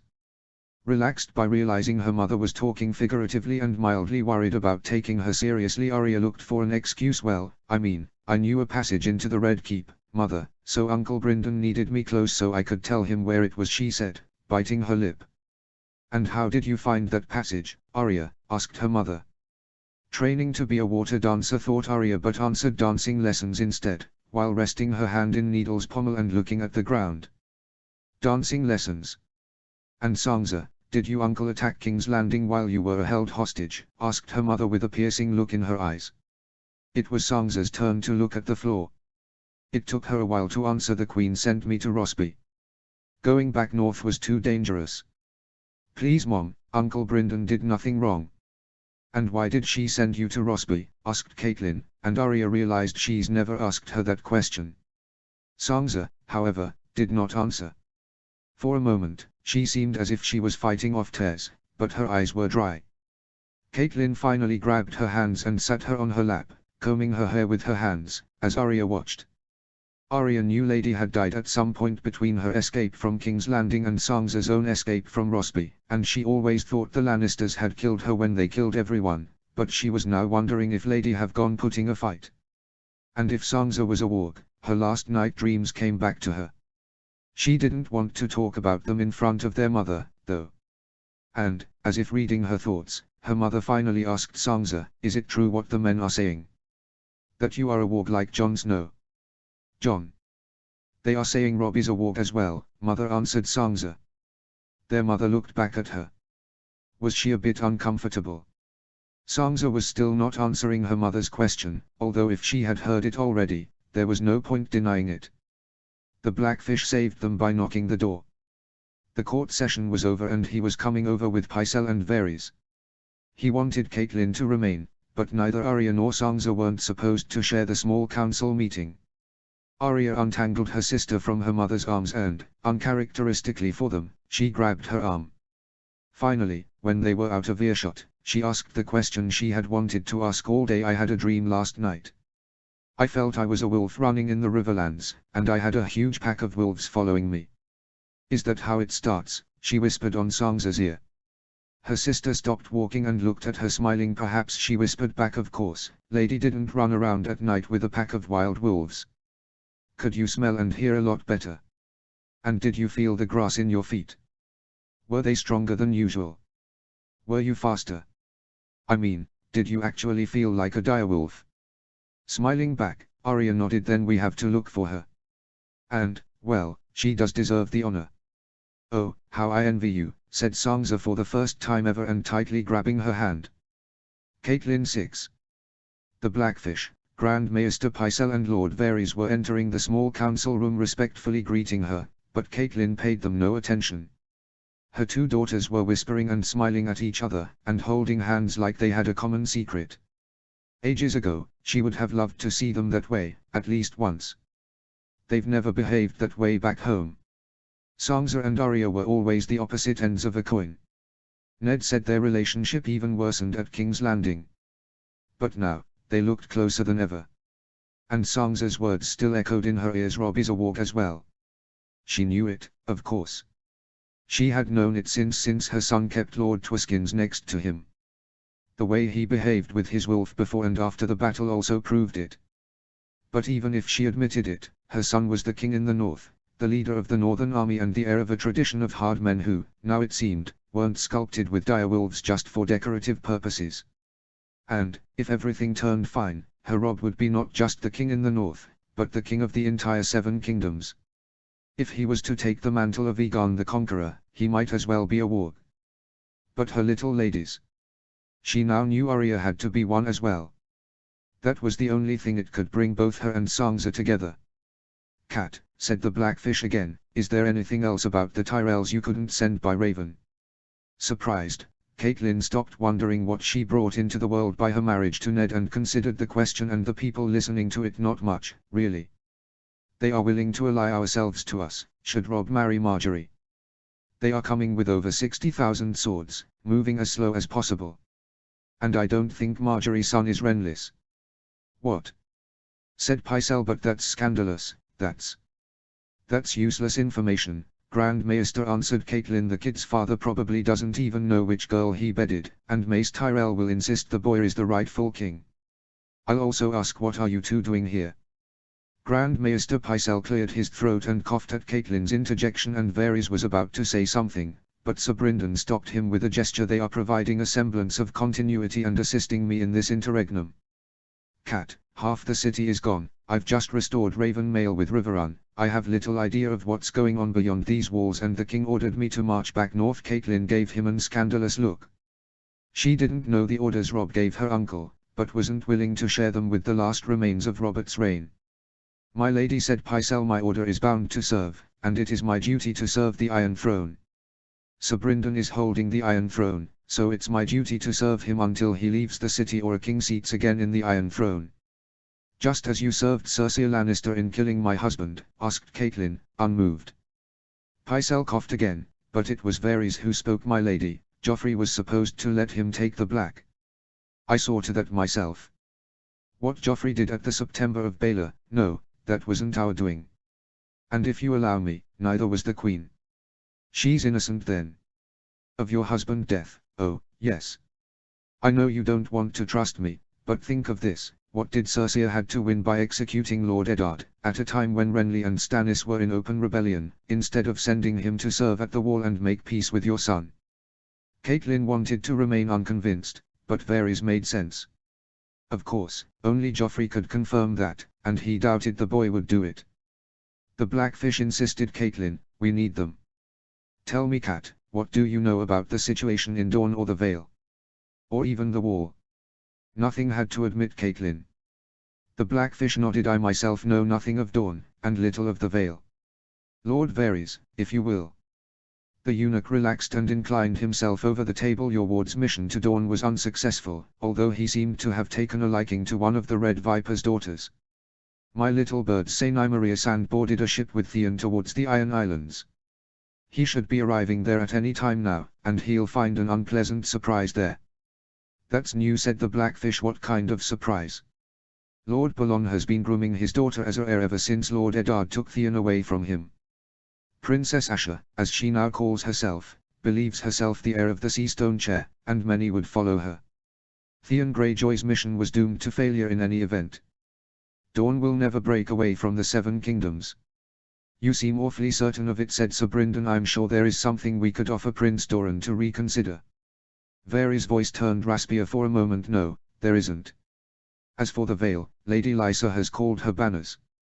Lysa called her banners, asked Caitlin, earning an I told you so gesture from her uncle. Why? When? Who's leading them? I've heard Lord Corbet was given command. As for when, a few days ago. As for why, my little birds are silent. Lysa might have not given a reason for the call to arms. There is an opportunity to crush the mountain clans once and for all, said the Blackfish. The imp took many of them to battle, and few survived. Of course, if Lysa were to finally help us, we would be facing the Tyrells from a position of strength. Caitlin could only nod. It felt craven of Lysa to call her banners when the war was almost over, but her uncle was right. They could use the Knights of the Vale should things turn out bad with Mace Tyrell. Pycelle interrupted her, though my lady, there is also the matter of the wall. What happened there, Maester? Asked the Blackfish. I've heard rumors, but nothing clear. Varys, for once, seemed uncomfortable, so it was up to Pycelle to elaborate. Well, the day right after Lord Tywine came to King's Landing, a Black Brother arrived by ship, carrying the hand of the culprit of Lord Commander Mormont's demise. So, asked Caitlin. Lord Tywine, the father judged him fairly, received him late that very day, and the Black Brother pulled a rotten hand, which moved and tried to attack Lord Lannister, said Varys in utter contempt. It kept moving after Sir Boros nailed it with his sword. It moved until the Black Brother set it on fire. I have similar reports from Winterfell, said the Blackfish. To Caitlyn's dismay, Eddard Stark's bastard is leading a small force to support the Watch, but it's really small. We need to arrange everything here and go back north. The Watch sent letters to all High Lords. No surprise Winterfell heard about it, said Maester Pycelle. The Blackfish grumbled at that. That's not what I meant, Grand Maester. I meant they took the other hand to Winterfell. Everyone is fine there, Cat, they've burnt it as well. The bad news are that Mace Tyrell knows about that as well. Sir Brynden, said Varys with a piercing look. What's the issue about it? Robb can marry Margaery Tyrell and bring peace to the realm. The Iron Islands have already declared independence, but the combined power of the Reach and the North can bring them back into the fold. Caitlin was about to ask how did he know about the Tyrell proposal, but the Blackfish made her a gesture to remain quiet. You're as informed as always, Lord Varys. Now, if you'll excuse us, it's been too long since I've seen my niece. One last thing, Lord Varys. Do you know where is the royal fleet? Both Pycelle and Varys took the cue to leave with displeasure. As he was leaving, Varys simply answered Dragonstone. The royal fleet, asked Caitlin once Pycelle and Varys were gone. Sir Brynden finally helped himself with some wine. Yes, they were loyal to Stannis, but didn't show up after you pulled that stunt at Storm's End. My stunt? Asked Caitlin. The Blackfish laughed and handed her a cup of wine. I don't how he does, but Varys is informed about almost everything that happens in Westeros. That's why I keep him around. That, and I wouldn't like to start putting heads in pikes right after half the city was destroyed right when we walked into it. Caitlin sipped her cup of wine. Now that Pycelle and Varys were gone, she felt all the questions she wanted to ask coming back to the surface. What happened to the city, Uncle? The Blackfish drank the full cup at once and dried his mouth with his sleeve. It burned. 2 large caches of wildfire blew up in the night and it spiraled from there. I wanted to blame Cersei, but the bitch killed herself. I'm sending the pyromancers away to the wall, and you can thank Pycelle to help me there. With some luck, they'll be of use there and wildfire will never be produced here again. There are things I need to tell you about your children, though. Caitlin nodded. It was about Sansa and Arya, she was sure of it. However, her uncle pulled some parchments from a bag a raider from Rosby came earlier today, with news from Riverrun. And much to my surprise, it happened without our spymaster's knowledge. Robb is married, Cat. Lord Walder claims he never got the ravens from Riverrun ordering him to stop the wedding, and Robb hastened to the twins after that fiasco at the crag. The crag? What happened there? The old castle was somewhere at the Westerlands. Was Robb injured and married to have an heir before he died? Your son almost married a nobody from the Westerlands. You have Jon Stark to thank for avoiding it. Oh, yes, he legitimized him, he added, seeing Caitlyn's reaction. He's still going to join the Watch, so you shouldn't worry about it. Unfortunately, that means the king can't no longer marry Marjorie Tyrell. Her uncle might have thrown a bucket of cold water on her. Her elder boy married, her little girl's Wargs, and no Stark in the Iron Throne as she dreamed. Uncle, she finally said, I don't think the Tyrells would settle for anyone else. The Blackfish reclined in his chair. I was thinking about Ed Muir. Don't get me wrong, Cat, but your children are too young and Bran won't ever walk again. Your brother is the highest-ranking lord in the Kingdom of the North after the king, and he is single. Unfortunately, his only actions in the war were losing against Jaime and getting captured. And, of course, it means the king would have to bend to Ed Muir, which I find unlikely. They are now together at Riverrun, with Lords Bolton and Reed. Robb also asked Sir Stephen Free to go back there and join them. And it would also mean Bran would have to inherit Riverrun. The River Lords might not like it. Bran, Robb, Sansa, Arya. The world seemed to have turned upside down for her children, thought Caitlin. She wanted to ask her uncle about her little girls. She wanted to ride north to see her little children, Bran and Rickon. To sit Robb in the Iron Throne if possible. To embrace him and meet his wife. But right then, duty came first. We need allies. I don't think the Tyrells would happily accept Ed Muir, and they are not going to accept Bran or Rickon, she said with pain in her voice. We have Lysa and we might have the Iron Islands. The Dornish are no friends of the Reach. If we can get the Stormlands on our side, Mace Tyrell will have to bend the knee, no matter how many swords he has. The Stormlands, they are headless, Cat. I talked about it earlier today with Varys and Pycelle. They think the Tyrells will try to get them on their side. It's just that we don't know who to reach among the Stormlords. Maybe we can convene a council of Stormlords, to decide on their future. We still have a vast army. Our support has to count for something, said Caitlin. Sir Brynden seemed to think about it for a while. A council, it never happened before. I would rather consult with the king before calling it, but time is also of the essence. Caitlin sipped another cup of wine. In her head, she was running the list of Stormlords, wondering which one of them could come up on top, how bigger their hosts were, which marriage alliances could be brokered. The phrase likely had people to marry almost anyone, and many had earned glory in the war. Ed Muir was going to be the Lord of the Riverlands when her father finally died to his disease. And Sansa could still marry someone. She began thinking about her daughter. Uncle, she finally said, what's wrong with my daughters? Wrong. They are different. Both of them. And when I was escorted into the city, men said Sansa, that she was a skin changer, said Caitlin, hoping her uncle would dispel the notion. She knew better though. Her uncle grabbed her hands, like she had done with her daughters just before the meeting. Lit, Cat, I've never met them before the war. I don't know how they were in the past, but I have an idea of what they are now. They are northerners to the bone, Cat, like the stories of the Mormont girls, or the she-wolves we've heard when we were young.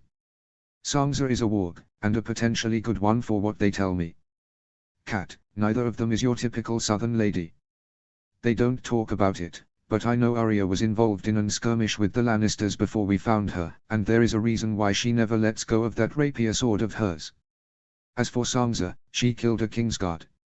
What, said Caitlin. Admitting both were wargs, no matter what Sir Brynden said, was hard on her. The thought of Arya getting into a battle was too much.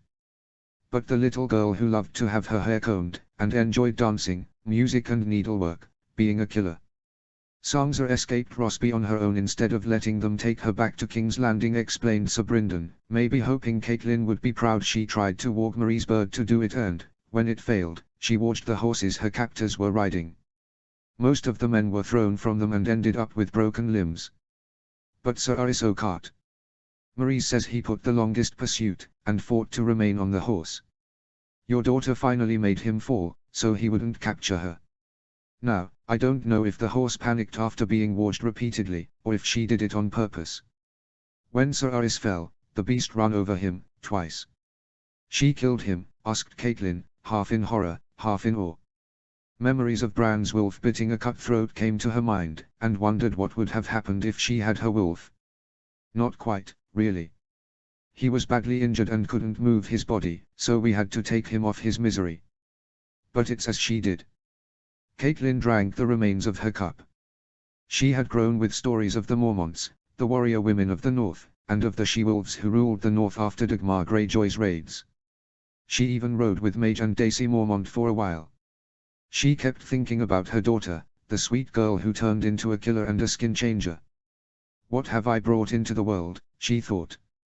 She was wondering which kind of secrets Sansa and Arya were sharing when the door opened and a skinny spearwife burst inside. Marie's. What's happening? Asked the Blackfish. The royal fleet, it's sailing up the Blackwater. Sir, answered the wilderling, adding the sir when she spotted Catelyn's gaze. If other rumors were to be believed, she had, somehow, turned into her uncle's lover. The Blackfish was taken aback by the news.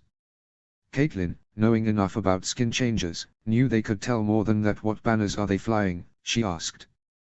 The skin changer went into some sort of trance for a moment. A black stag in a red hearth, a fox in a white background, an boat with an onion in the sails, a turtle, 2 crossed quills, and many more. That's Stannis' new banner. And houses Florent, Seaworth, Estermont, Penrose. Uncle, the Stormlords are coming, sailing under Stannis' banner. Stannis is dead, said the Blackfish. It looks like they did have that council. Stannis left a daughter, realized Catelyn, a young child marked by grayscale. And the Penrose are the Castellans of Storm's End. I can't think they'll sail under Stannis' flag and join those who killed them. Shireen Baratheon, that's the child's name, said Catelyn. If they sail under Stannis' flag, uncle, that girl has a better claim to the Iron Throne and the Stormlands than Marjorie's child. Asher 3. The Greenlanders used to say sieges were dull affairs. Asher couldn't see it that way. She had taken a large property, formerly owned by one of the Lannisters of Lannisport, as her quarters, and she was enjoying herself and her lords with a late feast in there. High above them, the tall figure of the rock eclipsed part of the dusk starts. At first, the Ironborn and Riverlords had their camps set within range of the catapults atop the tower, but they've since learned, and the areas closer to the rock remained devoid of camps or soldiers. As she rose to dance, she wondered if the Mallisters would be dumb enough to storm the fortress. Would that they did, the remaining Lannisters would cut them to pieces and her Ironborn would then attack them both. She grabbed Carl's throwing axe without a thought and threw it back to him. He got it cleanly and turned around to check the opening doors. A man in golden armor walked inside, followed by a beautiful woman in thin clothes and a few men at arms with Dornish armors. She was wondering what were Dornish doing at Lannisport when the man in golden armor removed his helmet, revealing a young, scarred and smiled face. Asher seemed to recognize at once. Who's in charge here? Asked the young man. I am, answered Asher, standing amidst the drinking Ironborn. Unlike 5 minutes ago, not a single one of them was making a noise. The man checked her out in disbelief, and looked around as if looking for confirmation among the assembled lords. None said a word. Asher, asked the young man. Who else would it be? Looks like the wolves let you go without skinning you, Theon, though you do carry scars, answered Asher, regretting saying the last part the moment the words came out of her mouth. Theon touched his scars and winced a bit. Skinned me? The scars, the Kingslayer did those, before I captured him at the Whispering Woods. This is his armor I'm wearing, he said with a smile, and stopped to look around. I want 50 longboats ready for sail and for a long trip in the morrow. You might have taken Lannisport, but I'm conquering Dorne. Nobody drunk, nobody ate. All the looks were now on Asher and Theon Greyjoy. Theon's companion seemed upset at Theon's words about conquering Dorne, but made no comment on the subject. Asher forced a smile upon her lips. Dawn. Like the young dragon. Well, then you better be careful for scorpions falling on you on your sleep, little brother. Theon just laughed. You speak like a woman, Asher, he said, making Asher curse in her thoughts. I'll need not to fear being poisoned in the night. Now, who wants the honor of joining me, he asked the audience. Asher shook her head slightly and held her breath. The lords of the Iron Islands could follow her brother. If they did, they'd cement him as King's Balon's heir. Lord Saltcliffe was about to stand up, but the Lords Harlan and Goodbrother remained still, and Donna Saltcliffe stretched to get a mug of ale, as if that was his original intention. I am your prince, shouted Theon at the defiance. And I am Balon's offspring, and a captain of men. How many ships have you commanded, Prince Theon, answered Asher, putting all the scorn she could in her last words. You still owe him fealty, said the woman accompanying him, stepping in front in defiance. At the short distance, Asher could notice the bulges of knives hidden in the silk dress. Do I? And why do I need to give explanations to a Greenlander slut? Are these the women the Starks taught you to take as consorts, little brother, answered Asher. The woman pulled a long dagger from a spot on her sleeve Asher hadn't noticed, and Theon hurried to separate them. Come with me, and leave the girl in here, said Asher, turning around.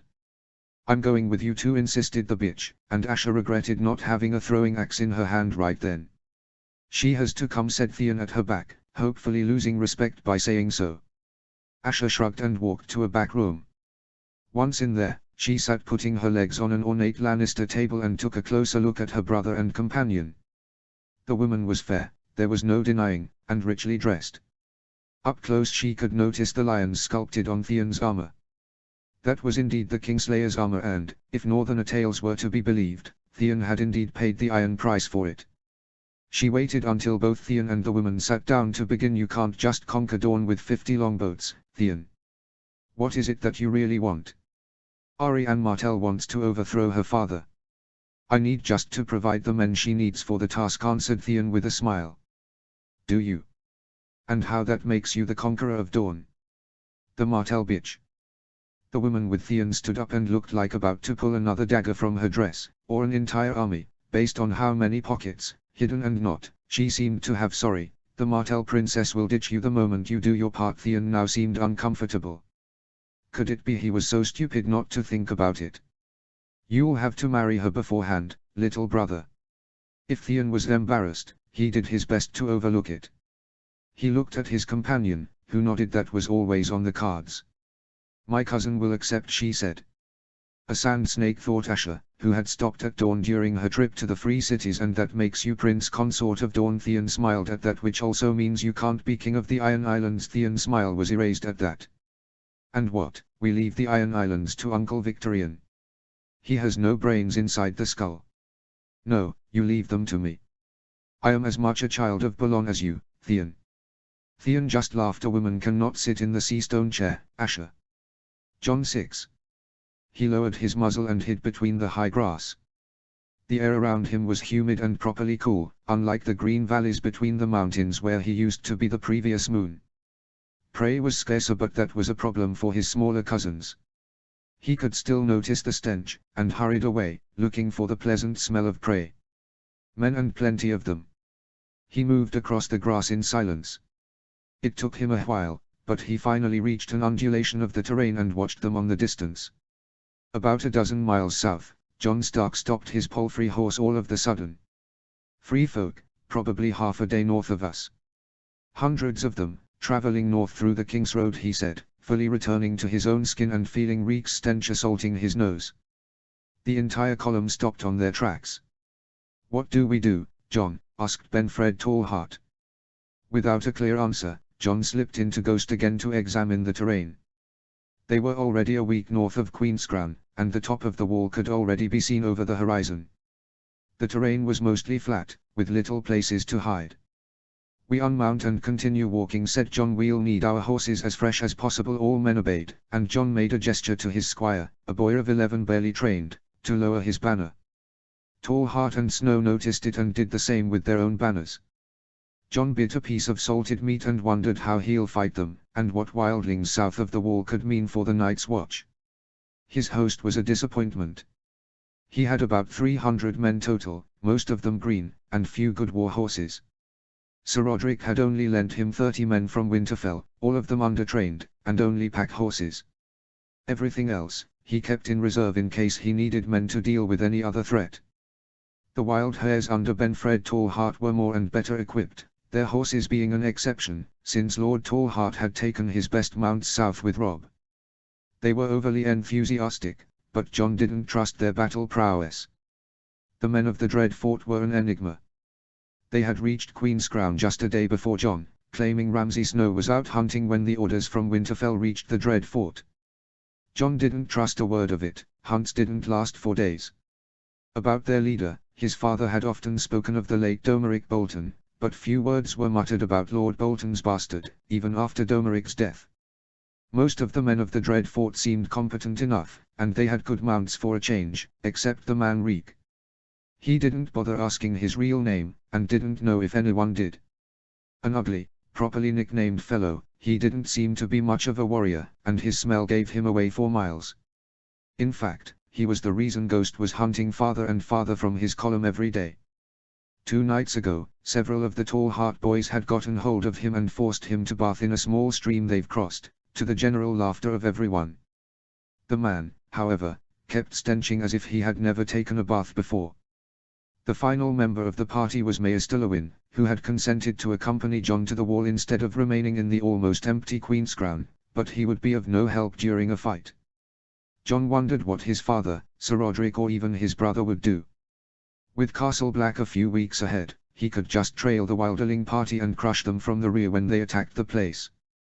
The issue was, meditated Jon while biting some hard bread, that Castle Black had no defense from the south. If his men didn't relieve it in time, it might very well fall. He couldn't help distrusting the skills of men at his command, and he estimated the free folk had as many men as he did. His were better armed, though, and probably more disciplined. Without making a final decision, Jon ordered to trail the wildlings from afar. And, as soon as night fell, he sent Ghost away to scout the terrain. He would have loved to have a few wargable birds, but he'd have to work with what he had. By dawn, he had a plan. Just after the men broke their fast, he splitted his host. Benfred Tallheart and the wild hares would continue on foot, along with Mayor Stillowin and Reek, who was to remain behind. Jon took Reek's horse and seized the leadership of the men of the Dread Fort. For 2 days, they rode fast through a depression in the terrain, getting ahead of the wildlings. On the 3rd, they've slowed their march. The terrain was now at the same altitude as the King's Road, through which the wildlings were still marching, and Ghost had to kill wildlings forward scouts who wandered too close twice already. The sun was finally falling the 3rd day. With any luck, the wildlings weren't aware of their presence. Sticking next to Ramsay, he maneuvered his cavalry force north of the Wilderling makeshift camp. He'd had to wait until nightfall, so the Dread Fort cavalry wouldn't show up against the horizon. He could sense the anxiety of the men and horses. He hoped the wild hares were still trailing the free folk from the south. He had cavalry, but the wildlings outnumbered him more than 2 to 1. He didn't get to order the charge, Ramsay Snow did. Cursing, he followed him, racing to lead from the front. From behind him, mounted archers were preparing their bows. Flaming arrows fell on the wildlings as they struggled to wake up. Slipping into Ghost, he heard the wild hares taking the cue and attacking from the south. He returned to his own skin and remained there, training his lance ahead. The wildlings didn't get to form up a spear wall and Jon's cavalry charge went through them like an iron fist into butter. Jon rode his horse onto the few wildlings who resisted. Most were already running away, only to be surprised by the wild hares from the back. Ghost jumped at a wilderling from the back. Jon sped up, decided not to be left behind by Ramsay, who was now ahead of him. All around him, the Dread Fort cavalry fanned out, chasing of the wildlings breaking off the ranks they've never got to form. Screams filled the night, fear and blood filled Ghost's nostrils and with a neigh Ramsay's horse fell. Jon rode towards him. One of the few wildlings still fighting was falling into the air of the Dread Fort, who was now under his horse. Riding past him, Jon tried to impale him with the lance, but the wilderling reflected the blow with his shield.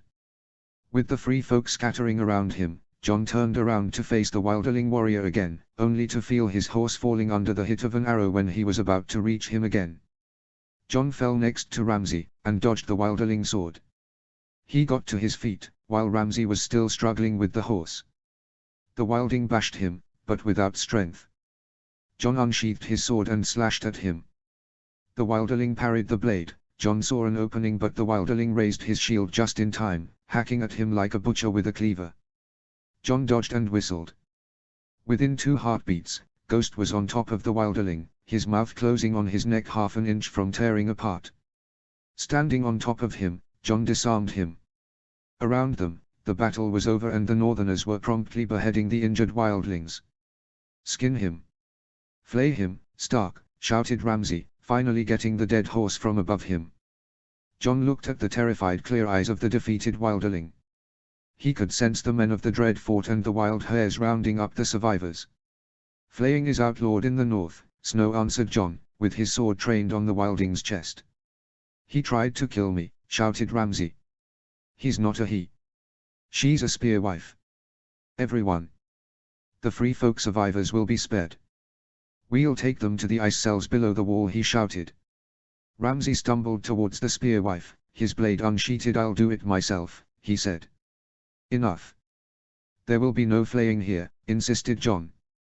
With a gesture, he sent Ghost away. The wilderling looked relieved when the direwolf let go of her neck, only to be terrified away from she saw Ghost eating one of the fallen wildlings just a few feet away. "Now, you are going to tell me what you were doing south of the wall," said John, with his sword tip between the spear wife's breast. Ramsay Snow stood by him, with a mixture of anger and fascination. "Speak," insisted John, with the blood still hot from the battle. "To get to the south, and greener lands," answered the spear wife. With the sword still over her chest, John kneeled to take a bronze dagger from her hip and helped her to stand up. "Come here with me," he said, walking north. He kicked a fallen torch, pointed a squire. "You, build a fire," he commanded Snow. "Look for Tall Heart. Tell him to bring Maester Lewin to take care of the wounded. Sit," he commanded to the spear wife. She sat near the fire, without looking at him. John kept his sword near her neck and sat on her right. In the light of the crackling fire, he noticed the spear wife clear eyes and skin, and her long red hair. "What's your name?" he asked. "Grit," answered the disgruntled spear wife. "Well, Grit, I'm taking the first watch," he whistled, and Ghost silently appeared on Grit's left. "So I'm going to tell you all about the green lands south of Winterfell, and you'll be telling me all about the haunted forest and how you go looking for warmer lands by traveling north towards Castle Black." Arya v. "For the night is dark and full of terrors," chanted the crowd gathered around the fire. Arya could see the soldiers mounting guard among the worshippers looked nervously around the edges of the crowd. A nice precaution, she thought. She didn't believe the survivors of the fire would look kindly at fire worshippers. She stood among the devotees of the Red God, with her head covered by a worn-out hood, watching them. She had escaped the Red Keep to go to the ceremony only out of curiosity. If the Red God could demand lives as a payment, she wanted to know about it.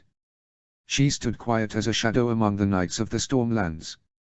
Queen's men, they've called themselves, whether Forceless or Shireen Baratheon, she didn't know. There were Florents everywhere, but she hoped they wouldn't recognize her. Jaqen was there as well, and he had recognized her among the crowd, but she didn't believe she would give her away. So she hid under the night sky and watched. The Stormlords had arrived 1 day ago, and only their higher and most vocal lords had been admitted, with their personal guards, inside the city. The Florents had the most men, but the servants gossiped Lord Seaworth was Shireen's most vocal supporter. She could even see a young man by the fire with the onion sigil of his house. He was too young to be Lord Seaworth, though, so Arya believed him to be one of his sons.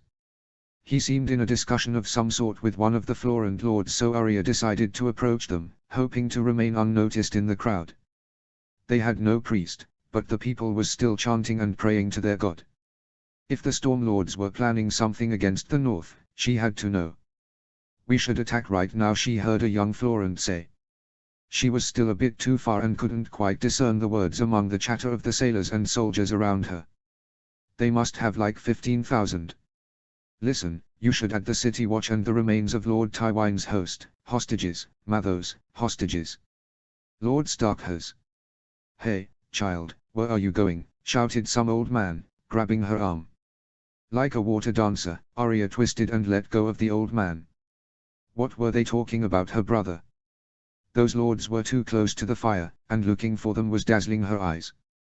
Behind her, the old man shouted her some curses, but she didn't pay any attention. Among the crowd she could see Hollis Mollin and Brandon Sawin, obviously looking for someone and pushing people apart. She hoped her hood would be enough, and walked straight towards the Florents. They have 60,000 men, Axel, even if we combine our forces before crossing the river, was saying someone. We can use the Starks, giants and wargs. We land in the night, we do own the river. We hit them hard, and hit them fast, said the young man Arya believed to be Mathos Seaworth, but someone else kept shaking his head in disapproval. Apparently, they didn't mean to use the fleet attack King's Landing, and didn't look like they would let the Tyrells cross to the eastern bank of the Blackwater. The Blackfish would like to hear that. She was now just a few paces away from them. She decided to look away from the fire, as she wanted to keep her eyes used to the dark.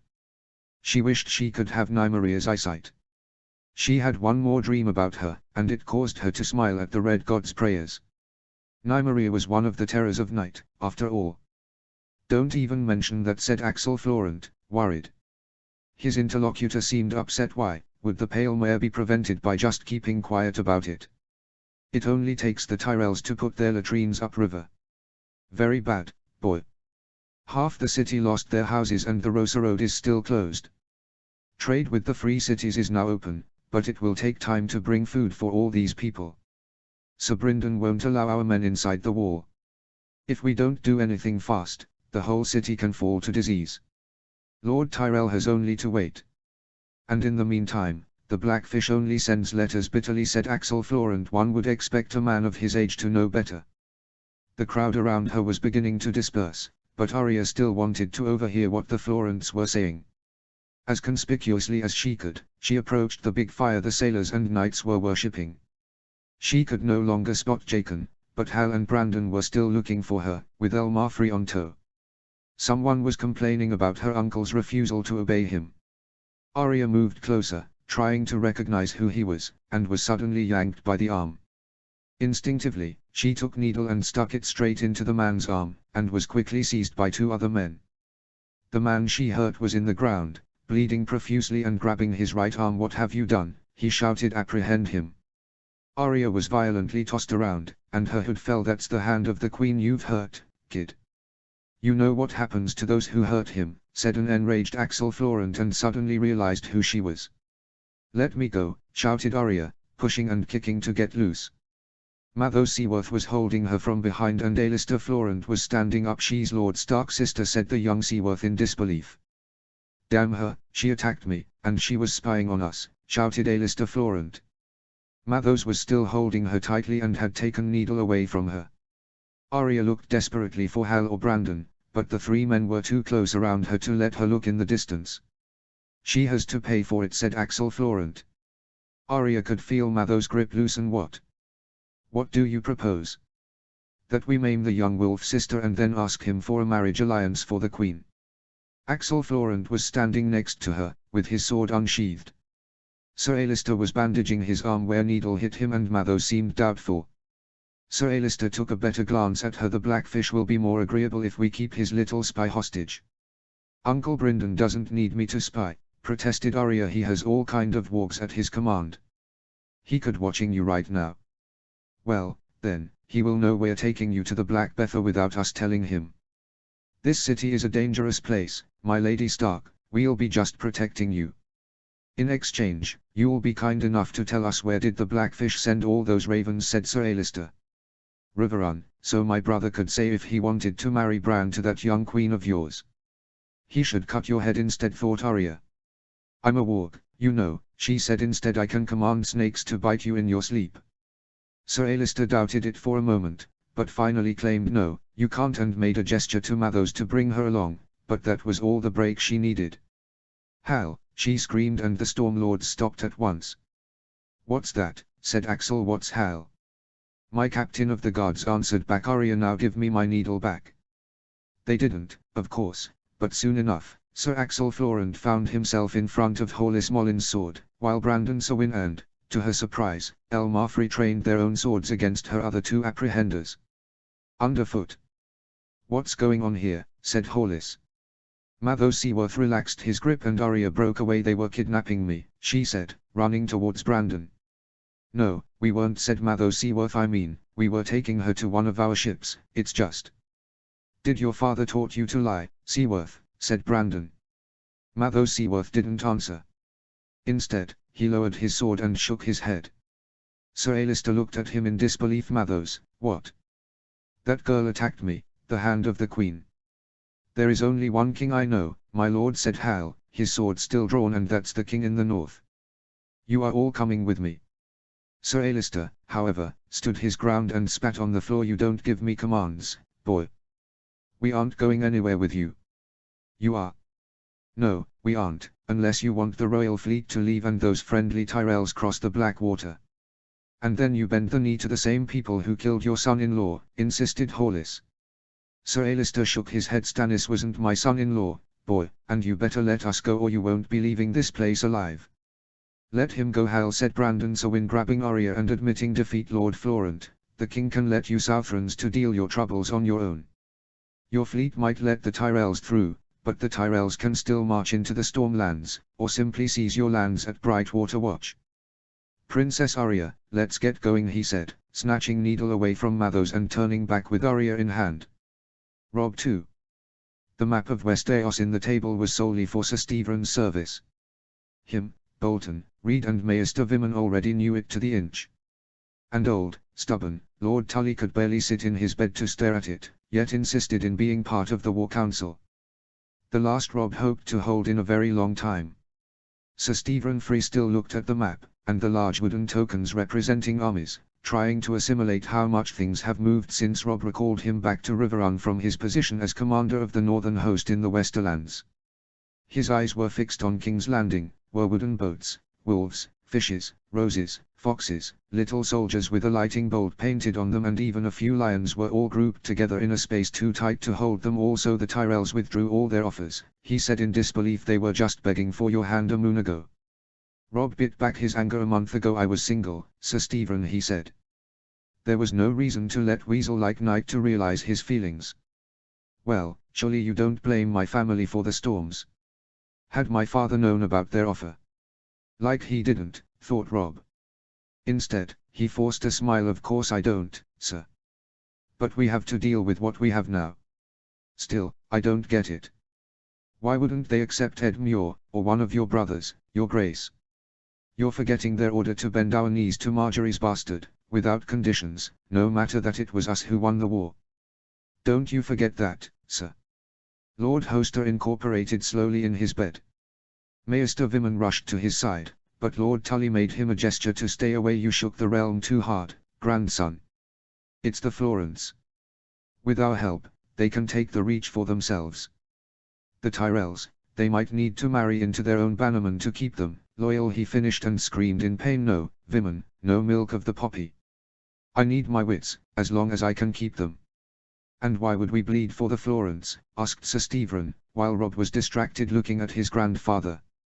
The old man was dying, and still insisted in having a hand in shaping the realm, no matter the pain he was in.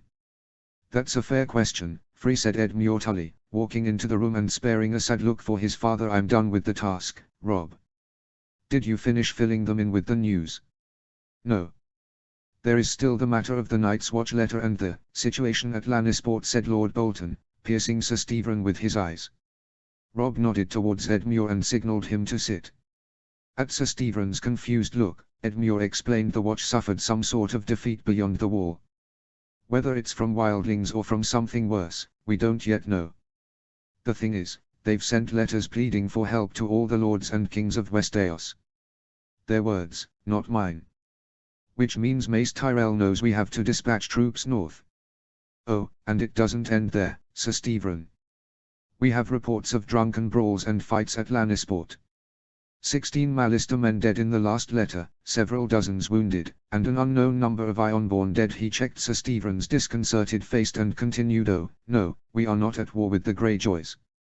Those are just drunken fights because your brother had the bright idea of putting the Malisters of all people to do a joint siege with the Ironborn.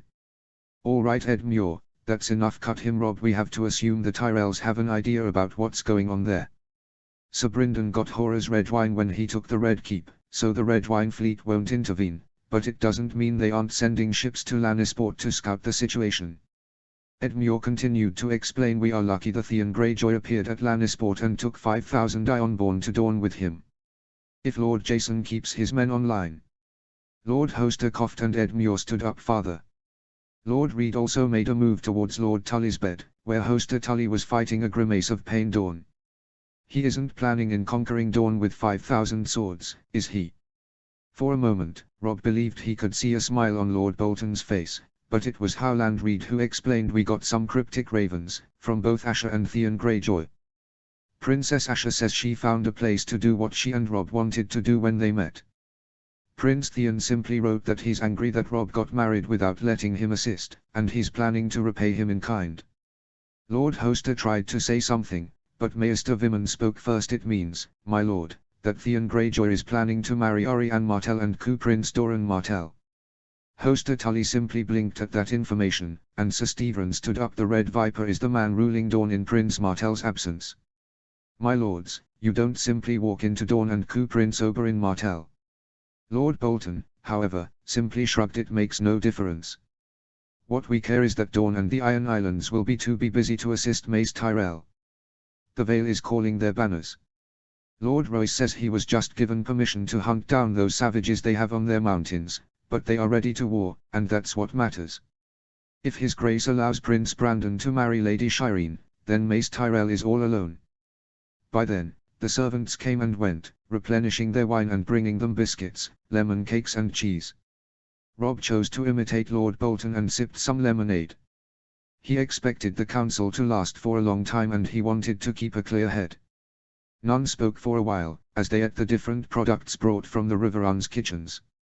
It was Sir Stephen who finally broke the silence. Even if we surround the Reach with alliances, Your Grace, Mace Tyrell remains a formidable foe. We'll need to give in something. Rob contemplated the notion in silence. Sir Stephen's thoughts matched his thoughts. It was the something he couldn't decide. He barely noticed Lord Bolton was speaking. There is always that particular man Sir Brynden says your sister Arya met, he said with his characteristically low voice. Which man? Asked Sir Stephen, who haven't been privy to previous meetings, having just arrived to Riverrun in the morrow. Rob held the impulse to shift uncomfortably in his chair. It's in the letter Sir Brynden wrote, also recommending that Walkmaries for a reward. Maester Vimen, do you care to read it? Maester Vimen, who was seated in front of a desk filled with Raven mail and medications destined for Lord Hoster, did shift uncomfortably. Your Grace, that letter is not among the letters I have here. Well, surely you remember it, said Rob. I don't.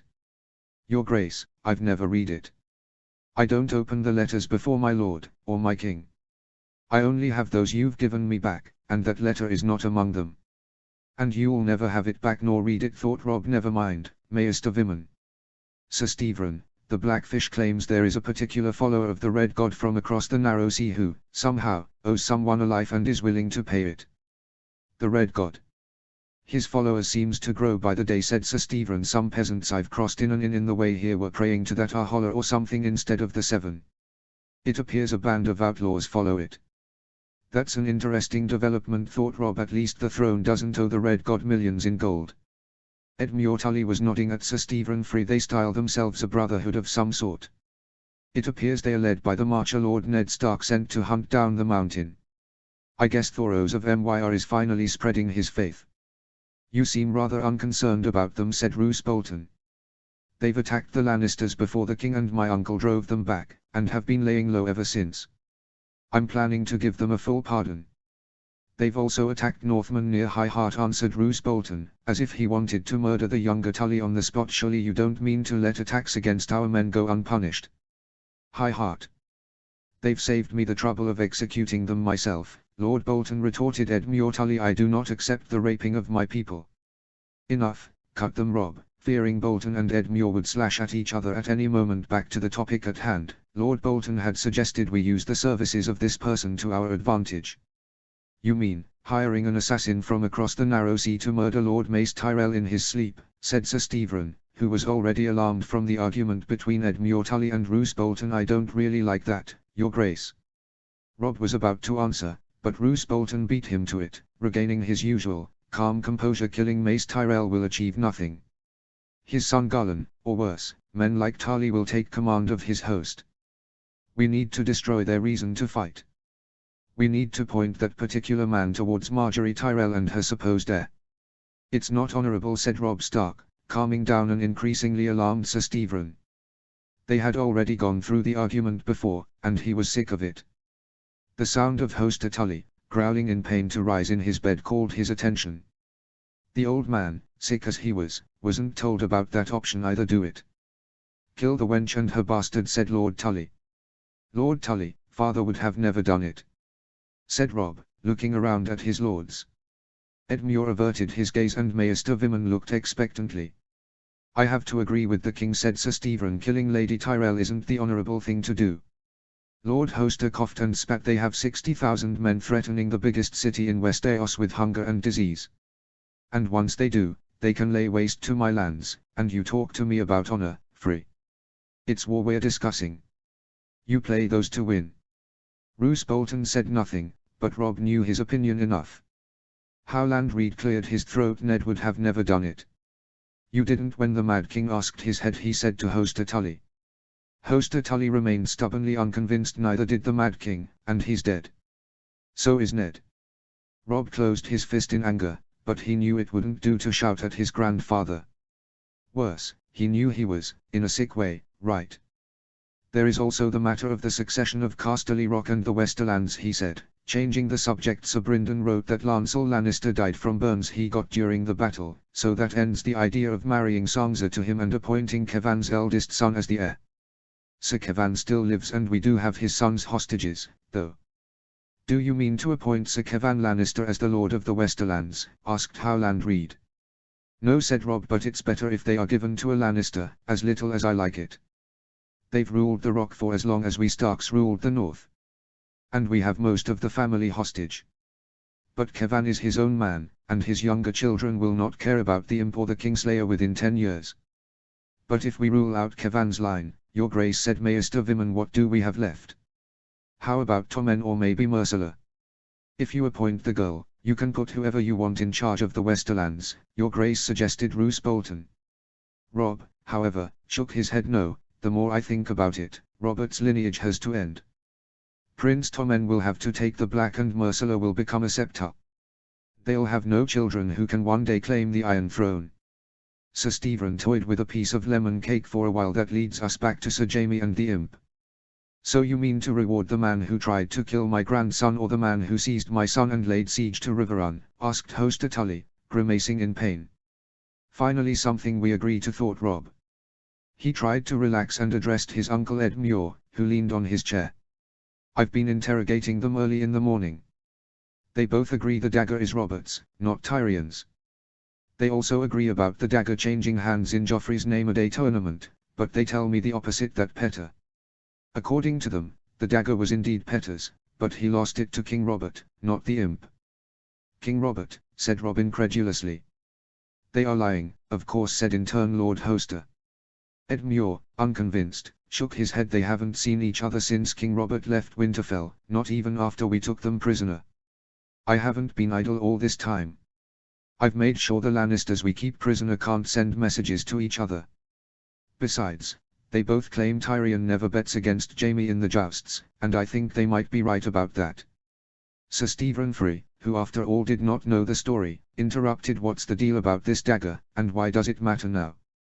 When Robb quickly summarized the attempt on Bran's life and his mother's investigation, the heir to the twins looked at him astounded. Was this cutthroat some nobleman, or maybe someone's bastard? Robb shook his head. As low-born as you can get. Sir Stephen let a laugh come out of his mouth. Your Grace, the Imp can pay in gold, and so can the king. I mean, if you wanted to murder Marjorie Tyrell, would you give to this Isozi assassin your family's ancestral blade to do it? My lords, whoever tried to murder the young prince, did it to cause strife between the Starks and the Iron Throne. It most certainly wasn't the Lannisters. At everyone's surprised faces, he insisted they would pay in gold. My lords, not in Valyrian steel. So you think Petter is lying, Sir Stephen? Asked Edmure. It may be that he's misinformed. Anyone at court can tell us. Also, some of my brothers were at that tournament, they might know as well, answered the heir to the twins. That would clear Jaime and Tyrion Lannister, but Sir Jaime is still a sworn member of the Kingsguard. He can't inherit his father's lands, said Maester Vimen. Robb remained unconvinced, though, but decided to push it a little further. He's a member of the Kingsguard as long as there is an Iron Throne. And even then, the Iron Throne no longer rules Casterly Rock, Winterfell does. What about Bran's fall, Edmure? Edmure Tully took a moment to answer. Neither knows nothing of it. It may be that your brother has simply fallen, Robb. Robb let the thought sink in. They've gone to war to rescue his father, but the hatred he felt for the Lannisters was for things that now seemed to never have happened in the first place. He also didn't want either Jaime or the Imp at the Rock. They were both grown men, and Sansa would never be able to rule through them, no matter how long his mother would be there teaching her. On the other hand, Sir Kevan's younger children could rebel the moment their father died of old age, and threatening to kill the Imp or Jaime wouldn't stop them. Jaime can inspire the Westerners to fight. The Imp can't, but I also can't force my sister to marry that creature, he finally said. And if not her, who? Asked Sir Stephen. Daisy Mormont has been educated to rule ever since Ser Jorah went into exile, said Howland Reed. It would be an odd reward for her, though. Robb nodded and addressed Maester Vimen. How long before she can move? I'd put it another 3 months, Your Grace. Her ribs are healing, but it's a slow process. The bedding might damage her bones if we don't wait until they are fully healed. I have to say it would be easier to find a Lady of the Rock if you choose Sir Jaime instead of the Imp. I know, said Robb, wondering if Sansa would consent to marry the Imp to do her duty. The thought of marrying the Kingslayer and Daisy Mormont was ridiculous. The man had almost killed her. Sansa and the Kingslayer, that felt like an odd couple, and he did wonder who would be willing to tell his mother he wanted to marry Sansa to a Lannister, any of them as a last resort. We still have that Warg Sir Brynden wanted to reward. Do you intend to marry a Wilderling spearwife to the Lord of Casterly Rock? That would, said Lord Bolton. That would further undermine Lord Tyrion Lannister, my lord, completed Robb, sipping a cup of wine. And give her a reason to keep her mouth quiet. He wondered who would be keeping the Kingslayer captive through the years. He didn't want him in Winterfell. He knew he would attempt to escape. There were few bannermen he could trust the Kingslayer either. The seizure of the Castamaria mines would hurt the Lannisters' wealth though, and cut their chances to pay a hefty ransom. And he'd still keep Myrcella, at least. He was immersed in his thoughts when Lord Hoster spoke again in a broken voice. Grandson, if Tommen Baratheon isn't inheriting, are you intending to bend the knee to the Tyrells, even after all of this? Not this again, thought Robb, but Maester Vimen interjected. Shireen Baratheon has a better claim to the Iron Throne than Margaery's unborn child. It would be Brandon Stark who would rule them all. Except the North, said Roose Bolton. We broke away. And the Iron Islands, and maybe Dorne if Theon gets his way, said Robb. He would have a small kingdom to rule. But the Tyrells won't accept it. They won't bend the knee to Shireen, said Sir Stephen. They would, if we enforce it, said Edmure, starting another round of Lord all saying different things. Robb let them all talk as they've discussed succession lines, marriage prospects for Tommen, Margaery and everyone else, as well as military campaigns against the Reach.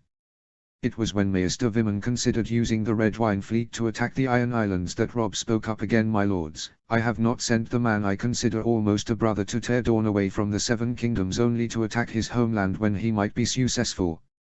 The Seven Kingdoms of Westeros will have to carry on without the North and the Iron Islands. And the Riverlands, said Edmure Tully, plus the Westerlands. Maybe Dorne plus the gods alone know what Lysa is up to.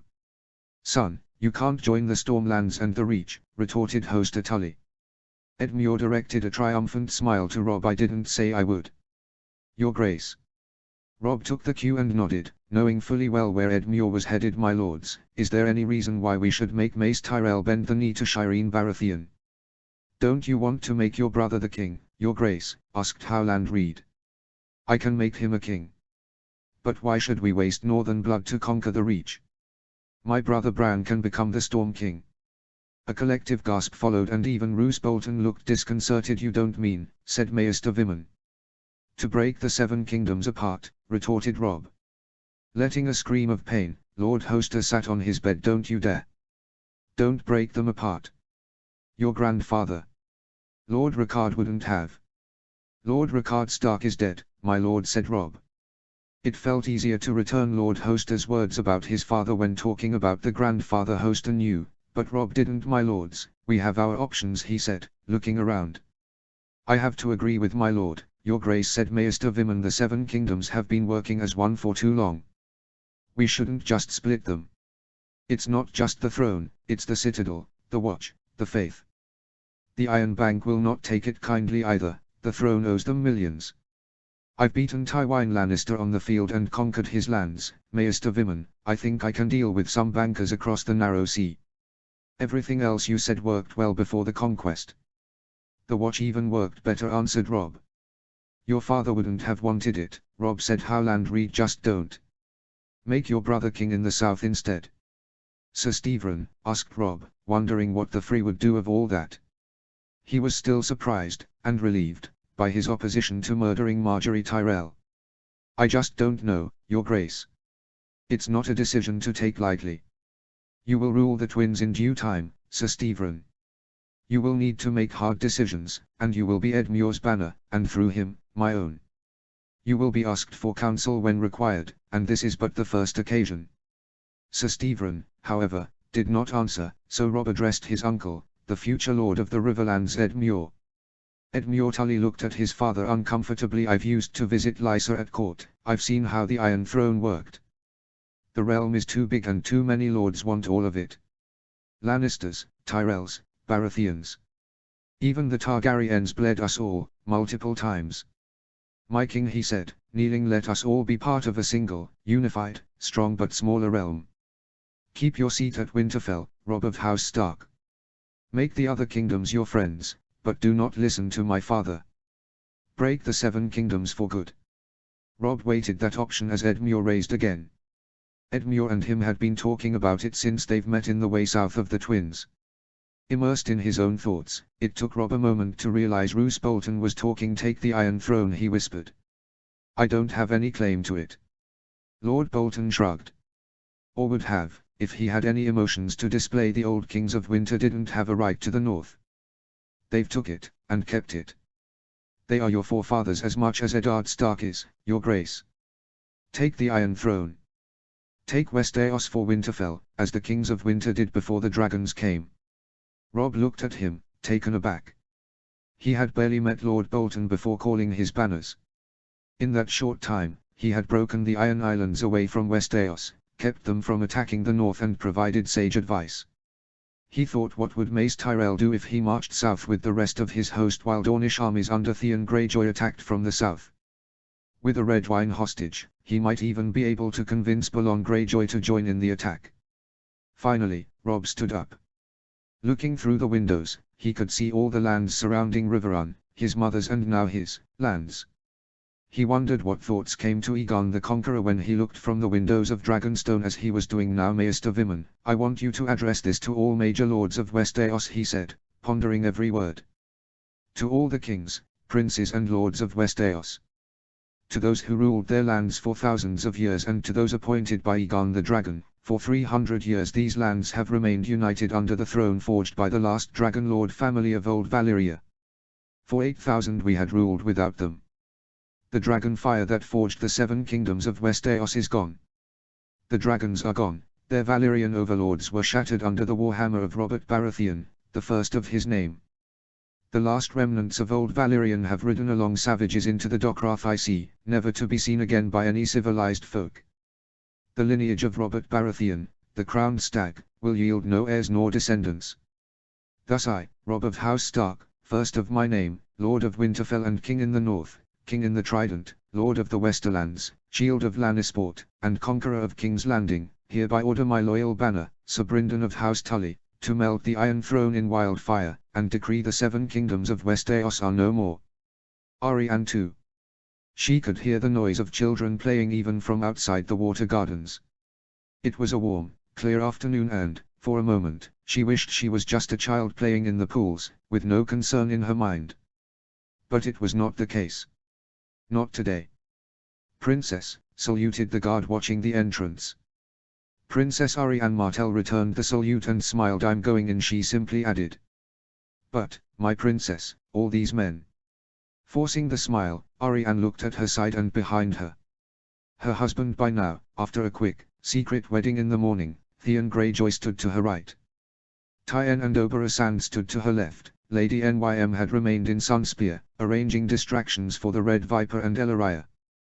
Behind her, over 50 men of assorted Ironborn and orphans of the Green Blood stood watch. These are dangerous times.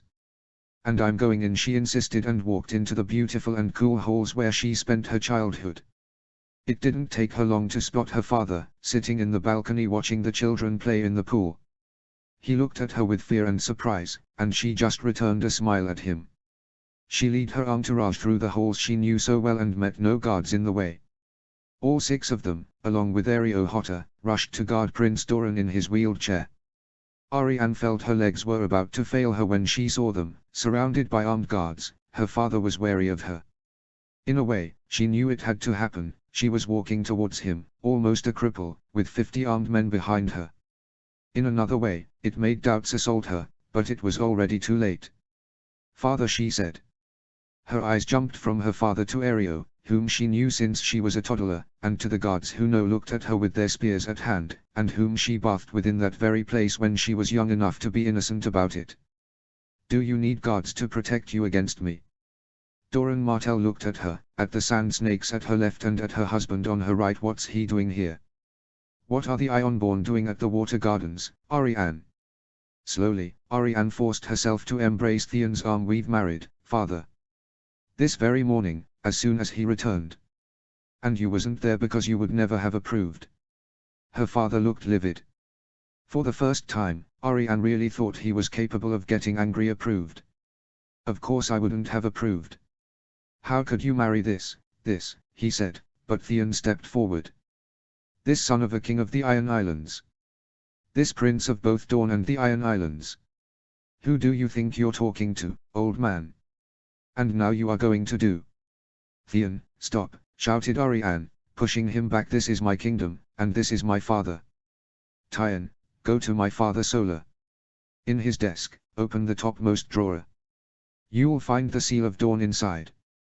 You and you, she said, pointing at several Ironborn at random. Escort her.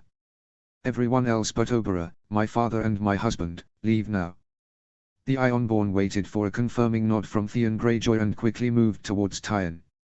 All her other men began to move back. The children at the pool gathered to watch the balcony from below, and her father's guards began to move back as well. Don't move, said her father to his guards. Children, get out. Playtime is over. Nobody else will leave. What do you want here, Ariane? I want what is mine, she thought. Dawn. My birthright, father, that's what I want. You can't rule, your brother has no right to it, and yet you didn't want me married. I should have heirs of my own by now. And I will, she said, leaning on her father's chair. No. You're only right about something, daughter, and that is that I don't approve of your marriage, said her father unfazed. Let me rule in your place, as it is my right. Here, she said, taking a paper from her dress. Sign this decree. Order me to will rule Dawn in your place. No. Ariane looked again at all 7 guards by her father, including old Ario Hotter. Leave. The Princess of Dawn commands it, she said, putting her hands on the armrests of her father's chair. Stay. The Prince of Dawn commands it, said her father, with his eyes locked into hers. The fiery Dawnish sun heated the exposed skin in Ariane's hands. A mailed hand gently descended on her left shoulder, and she heard Ario's soft voice, little princess. But she violently pushed his hand away. I'm not a little princess anymore, she wanted to say. Instead, Ario's long axe was unsheathed in front of her. Someone pushed her aside, and she heard Theon shouting, don't you lay a hand on my wife. In a flash, she saw old Ario Hotter wielding his long axe and meeting Theon's long sword. She heard the clash of metal against metal, the sound of dozens of swords leaving their scabbards, and the thuds of flying things. Somehow, she found herself in all fours, screaming for everyone to stop and trying to shield herself from the cries of men. It ended as soon as it started. Her father was uninjured, Tyen had returned and looked in horror, and Ario Hotter laid bleeding in the floor, with an axe stuck on his chest. No. No, she heard herself shout as crawled towards her dead lifelong friend. She looked at Theon's sword, unsoiled, and stared into Ario's eyes. It wasn't him, it wasn't my husband. I can still consummate the marriage, she thought, grabbing Ario's head, laying it on her lap as the old man coughed and bled. Her husband moved his mouth, he said something and his men began moving the bodies away. Above her, Prince Doran looked at Ario's body dismayed, with tears on his face. You, she shouted, why? Why couldn't you tell them to leave? Why did you had to? Fool old man. Did you think I was going to hurt you? You. My father. You idiot, cried Ariane, rocking her father's chair. Leave. Everyone but Theon and Tyen, leave now. It worked this time. Only one of her father guards had survived the encounter, and quickly left with the orphans. Ariane looked for the decree she had ready. Her dress was all soiled by blood, but, by some miracle, the paper remained intact. Sign this. Sign it. Why? So you can break Dawn away, and give it to this outsider, he said. Ariane shook her head. Dawn is mine. Not his, mine.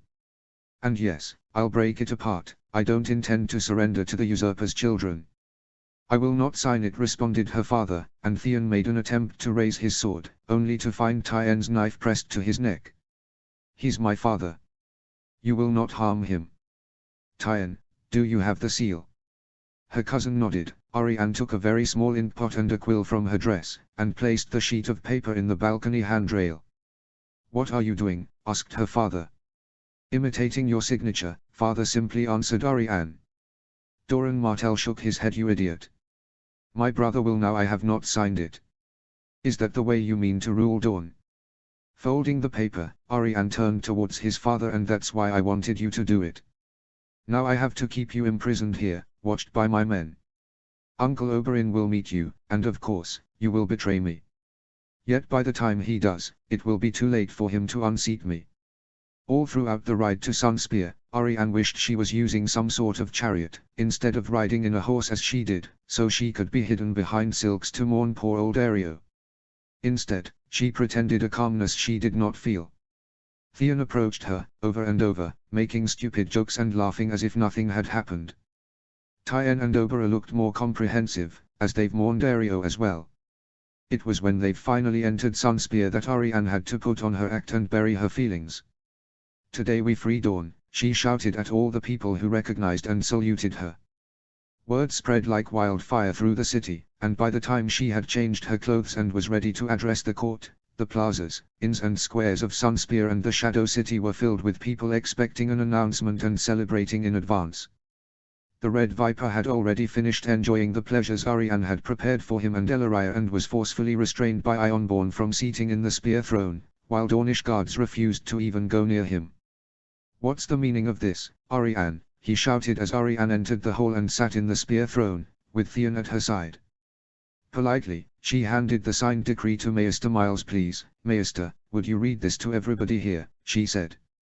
The Maester noticed the unbroken seal and proceeded to open the decree, reading it twice before announcing to the court that Prince Doran had ordered Ariane to rule in his place, causing the room to initially burst in applause. My brother would have never done that, the Red Viper exclaimed over the noise of the applauses, causing them to stop at once. And yet he did, answered Theon before Ariane could stop it. I'm talking to my niece, Ironborn. And what are you even doing in one of the thrones of Dawn, insisted Oberyn Martell. Ariane stepped forward, all sympathy erased from her face. He's occupying the place he deserves as the consort of the Princess of Dawn. Uncle, it is me who rules Dawn now. Do I actually need foreigners to protect me from you? That seemed to relax Oberyn Martell, and the Ironborn guards let go of his arms. I need to speak with my brother, he insisted, defiant. And why wouldn't you, my dear uncle, said Ariane, gently descending from the throne. But I first need you to do something for Dawn. The king in the north has your nephew's murderer captive in Harrenhal. Uncle, my husband will lend you 10 ships. I want you to pick up reinforcements from the Huron Woods on your way north, and go to Harrenhal to retrieve him, so the false knight Amory Lork can answer to his crimes to Dawn. I want to speak with my brother first, he insisted, but Ariane shook her head. And if I don't want to go? Then you'll go to Eastwatch by the sea, to serve Westeros and remember the Watch. Dawn has not forgotten them. I'm giving you a command, sir, not an option. So please send my regards to my brother Quentin when you meet the Ironwoods. And now, leave, commanded Arianne. Pushing the Ironborn apart, the Red Viper stormed out of the room. Ironborn and men loyal to Arianne were ready to follow him the moment he stepped out of the castle, and forcefully putting him on a ship if required. He's going to be trouble, quietly said Theon. He will. But by the time he does, it will be too late to unseat me, conceded Arianne in a low voice while she was seating back in the spear throne. And with a booming voice, she addressed the court. My lords, prepare feasts and celebrations. Call all the lords in Dawn, high and low as well. We Dornish were never conquered. We never bowed to the Iron Throne. We were never broken by the dragons, we never bent to them. We've joined them. And now that the dragons are gone, why should we bend to the Lannisters or the Tyrells? Have they conquered us? She asked, causing the room to shout aloud. No. Have they broken us? No. Screamed the room, with the servants spilling ale and wine as they've served their lords and nobles. Have they married us? No. They shouted, clashing their mugs. Should we marry them? No. No, chanted the room. Should we bow to them? No, erupted the room, Ironborn and Dornish both in shouting. Then rejoice and celebrate. Because from this day on, Dawn is independent once again. Unbowed, unbent, unbroken. As Dawn will remain until the end of time. The celebration lasted until late in the evening. Ravens flew to all of Dornish banners, ordering them to travel to Sunspear to renew their vows and celebrate the independence. All around the Shadow City surrounding the castle, both highborn and commoners joined in celebrations in every inn and square in the city. By the time Arianne and Theon decided it was time to add their bedding to the celebrations, riders confirmed the Red Viper had indeed taken his loyal men and boarded a small Ironborn flotilla towards Harrenhal. It was the next morning that Arianne, suffering from a heavy hangover, could meet privately with Maester Miles to get up to date with the news of the realm and the decisions the Red Viper had done when ruling in her father's place. The Elephants had won the Volanten elections, as expected.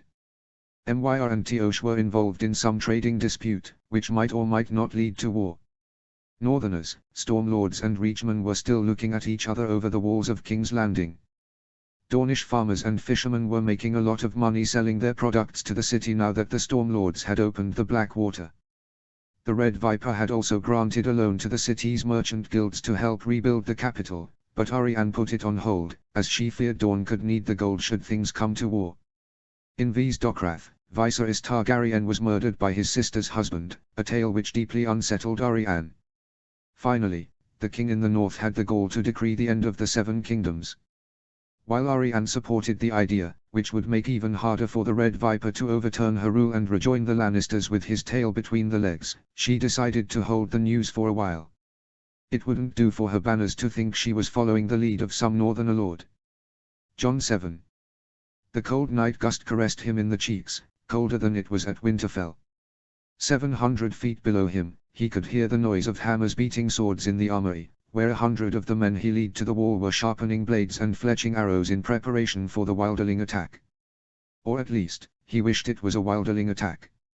"How far do you think they are?" asked Slayer, mounting guard by his side.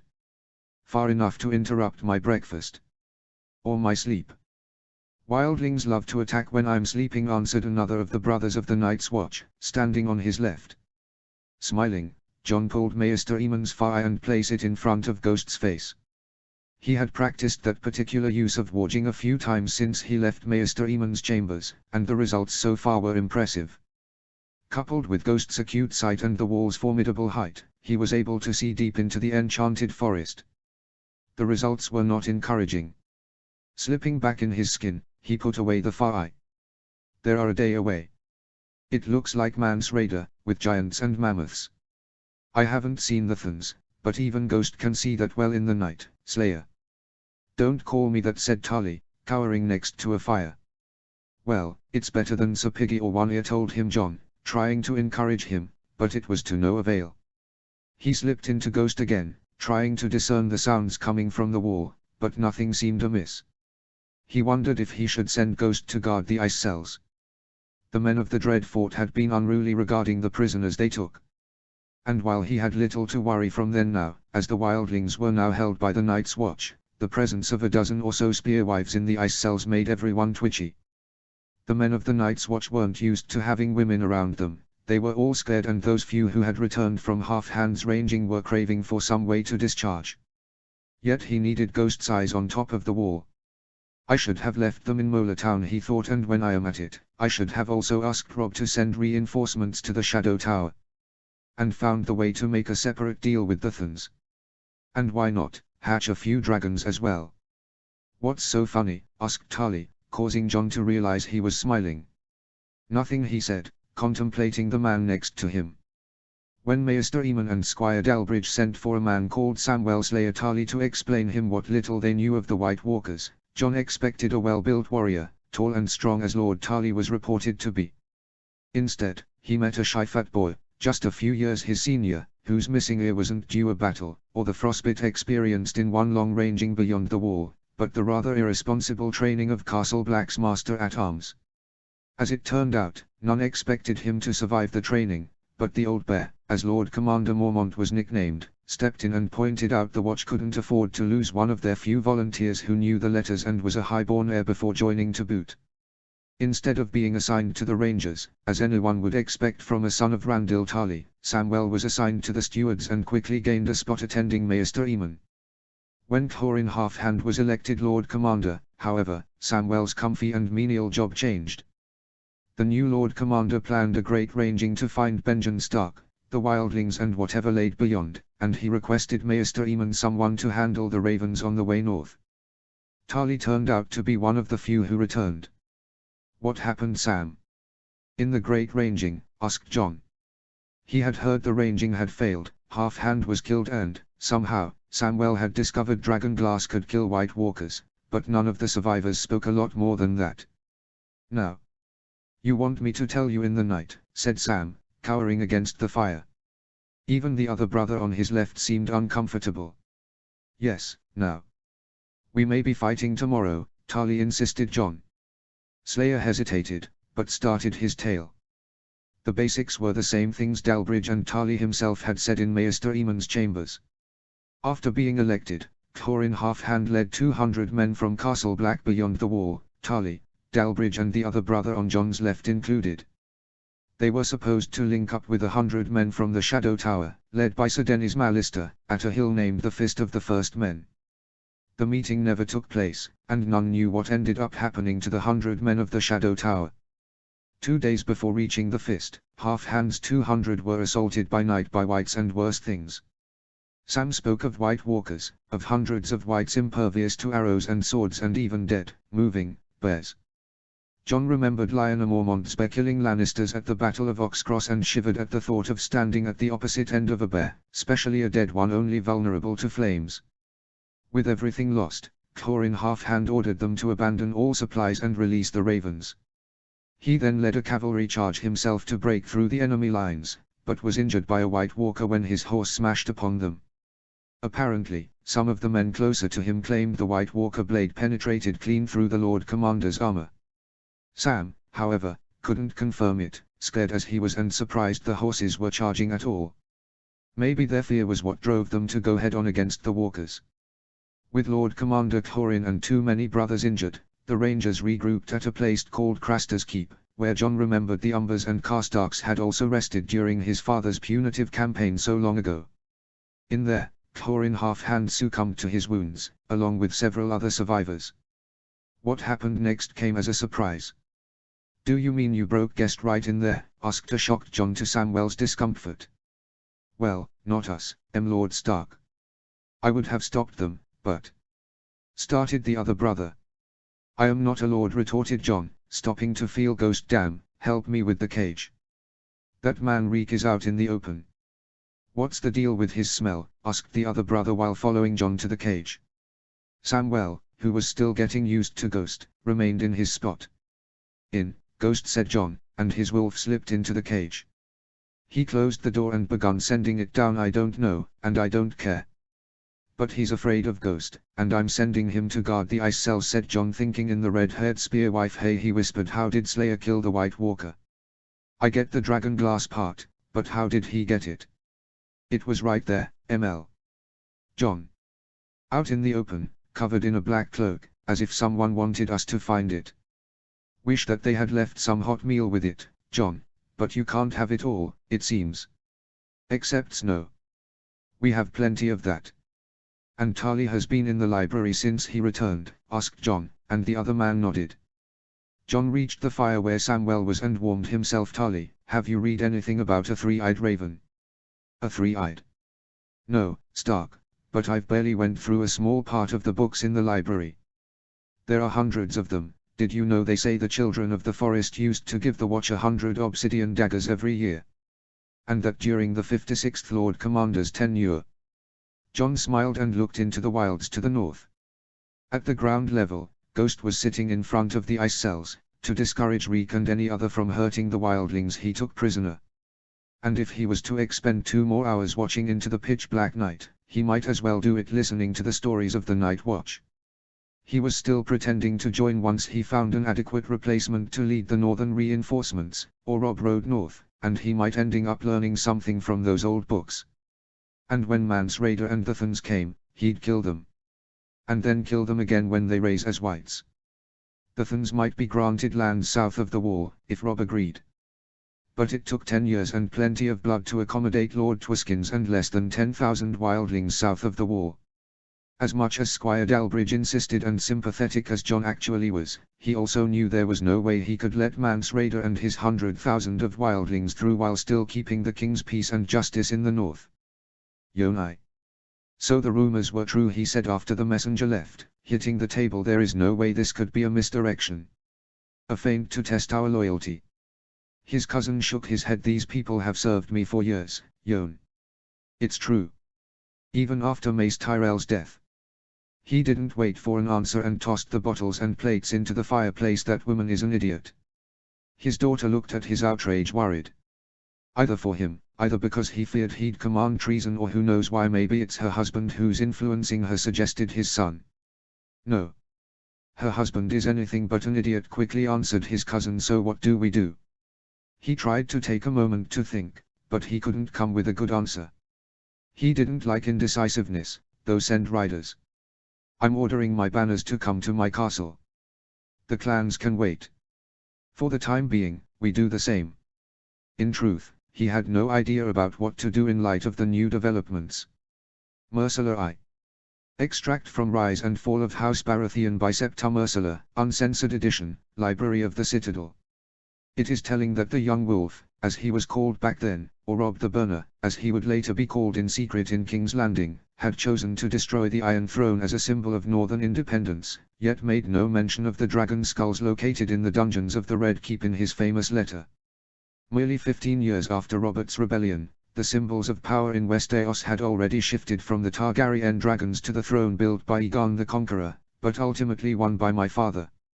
Maester Ina argues in his A History of the War of the Six Kings that the king in the north left the dragon skulls out of respect, and maybe fear, for Daenerys Stormborn Targaryen.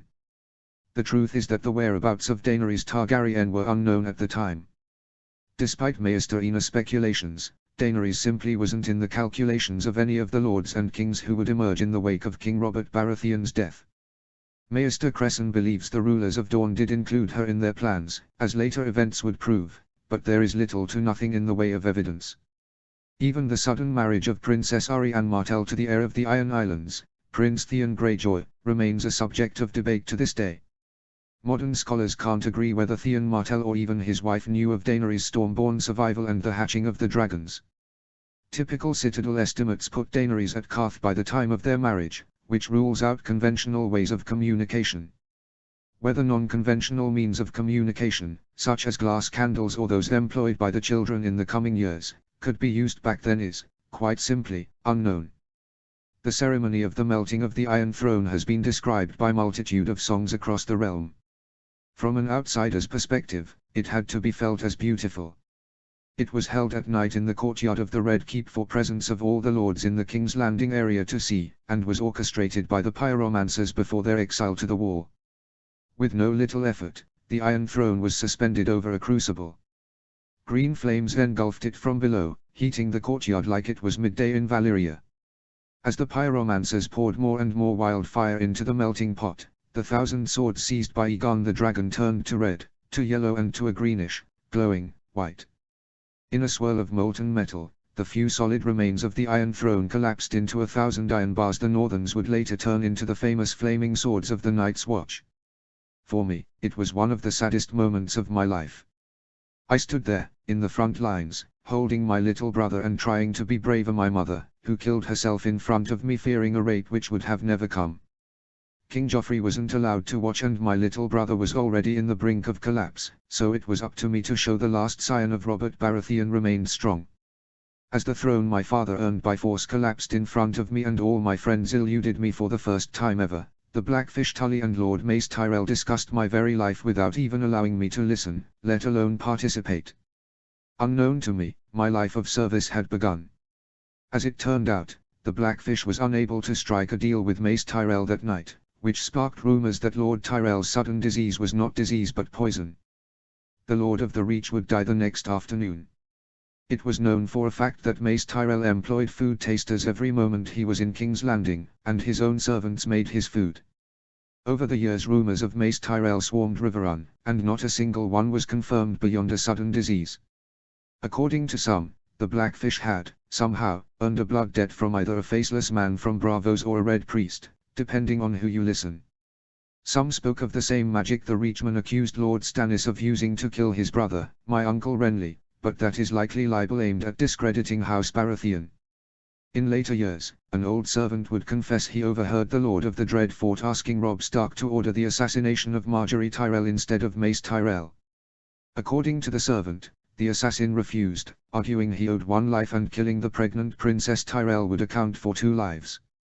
And, according to this particular rumors, it was only with that avenue closed that the king in the north ordered the assassination of Lord Tyrell. If it was true, it meant a remorseless assassin had better morals than the heroes of the northern independence. Those who knew Robb Stark, though, claim the young wolf would have never given such an order and disregard the assassination hypothesis with the same disdain the men of Storm's End talk about the rumors of Stannis Baratheon retorting to the Black Arts to kill his brother.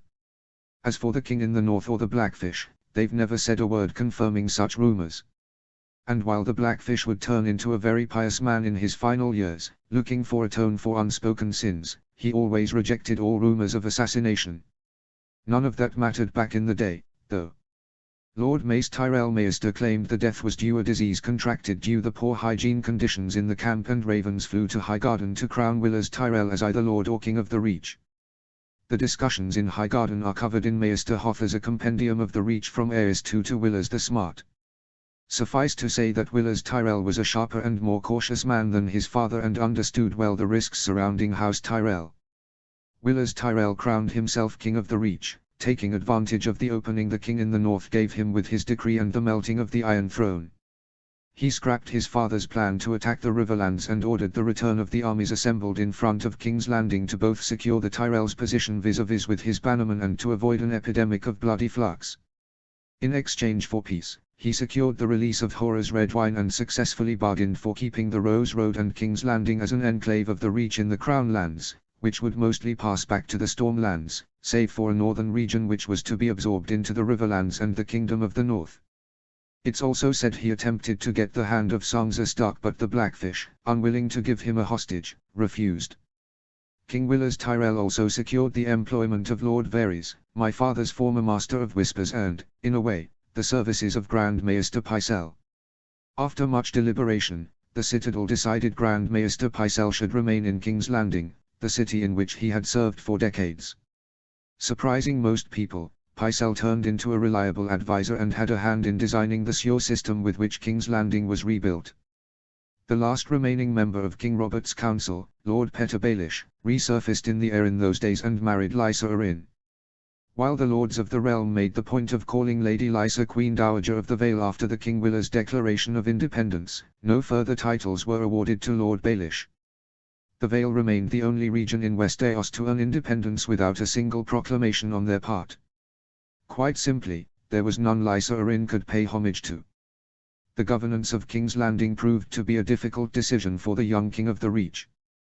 The city was among the largest in the continent, was well protected and well connected to the interior of the continent by the Black Water.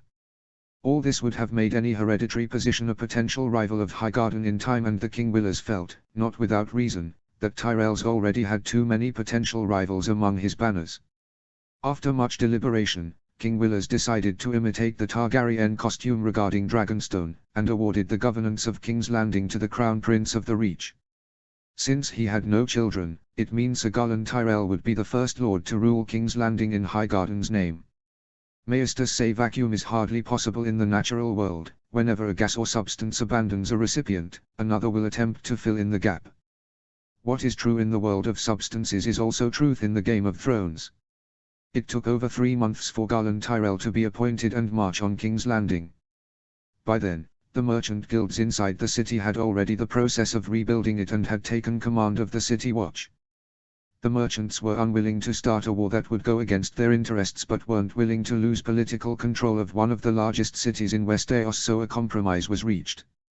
Garland Tyrell, or whoever Highgarden would designate in the future, was to take military command of the city and enforce the king's peace. Civil governance of the city, however, would go to a triad of merchants elected among their peers, not unlike the Volunteer system.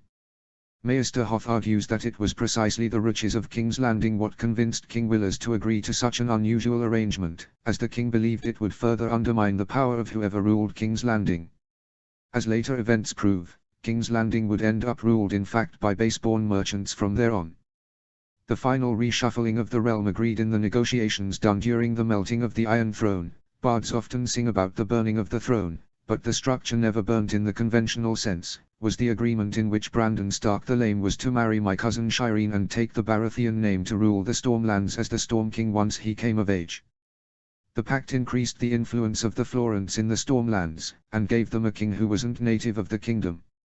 However, with the alternative of facing the Reach on their own, the Stormlords agreed. Some would tell me, in later years, that they would have supported my brother Tommen as a king, but I understand that as false courtesies. With everything in King's Landing settled, the Blackfish ordered the armies of the north and their prisoners, me included, to start the march north towards Riverrun and beyond. In Casterly Rock, my uncle Tyrion would assume the command, as a vassal of Winterfell, and was forced to marry the legitimized bastard Lady Daisy Mormont. She ended up making him happy, or so Lord Edmure told me. Uncle Kevan and his surviving children were kept hostages in Winterfell, to be released over the years. Both Martin and Sir Kevan Lannister eventually joined the war beyond the wall when released, and would serve next to my brother Tommen, who was forced to take the Black out of fear of Robert Baratheon's legacy. Sir Jaime Lannister was not discharged of his vows to an inexistent throne and was kept prisoner in Greywater Watch, as the last hostage planned to be released. According to the agreement forced upon Uncle Tyrion, 10 years would have to pass and at least one of Tyrion's sons would have to send as a ward to Winterfell for Jaime to be released. His chances to escape from the marshes were, of course, close to none. As for the bodies, none knows what happened to Sir Ilyn Payne's body. Lord Karstark's bones were delivered to the Carhold, where Lord Harry on Karstark would now rule.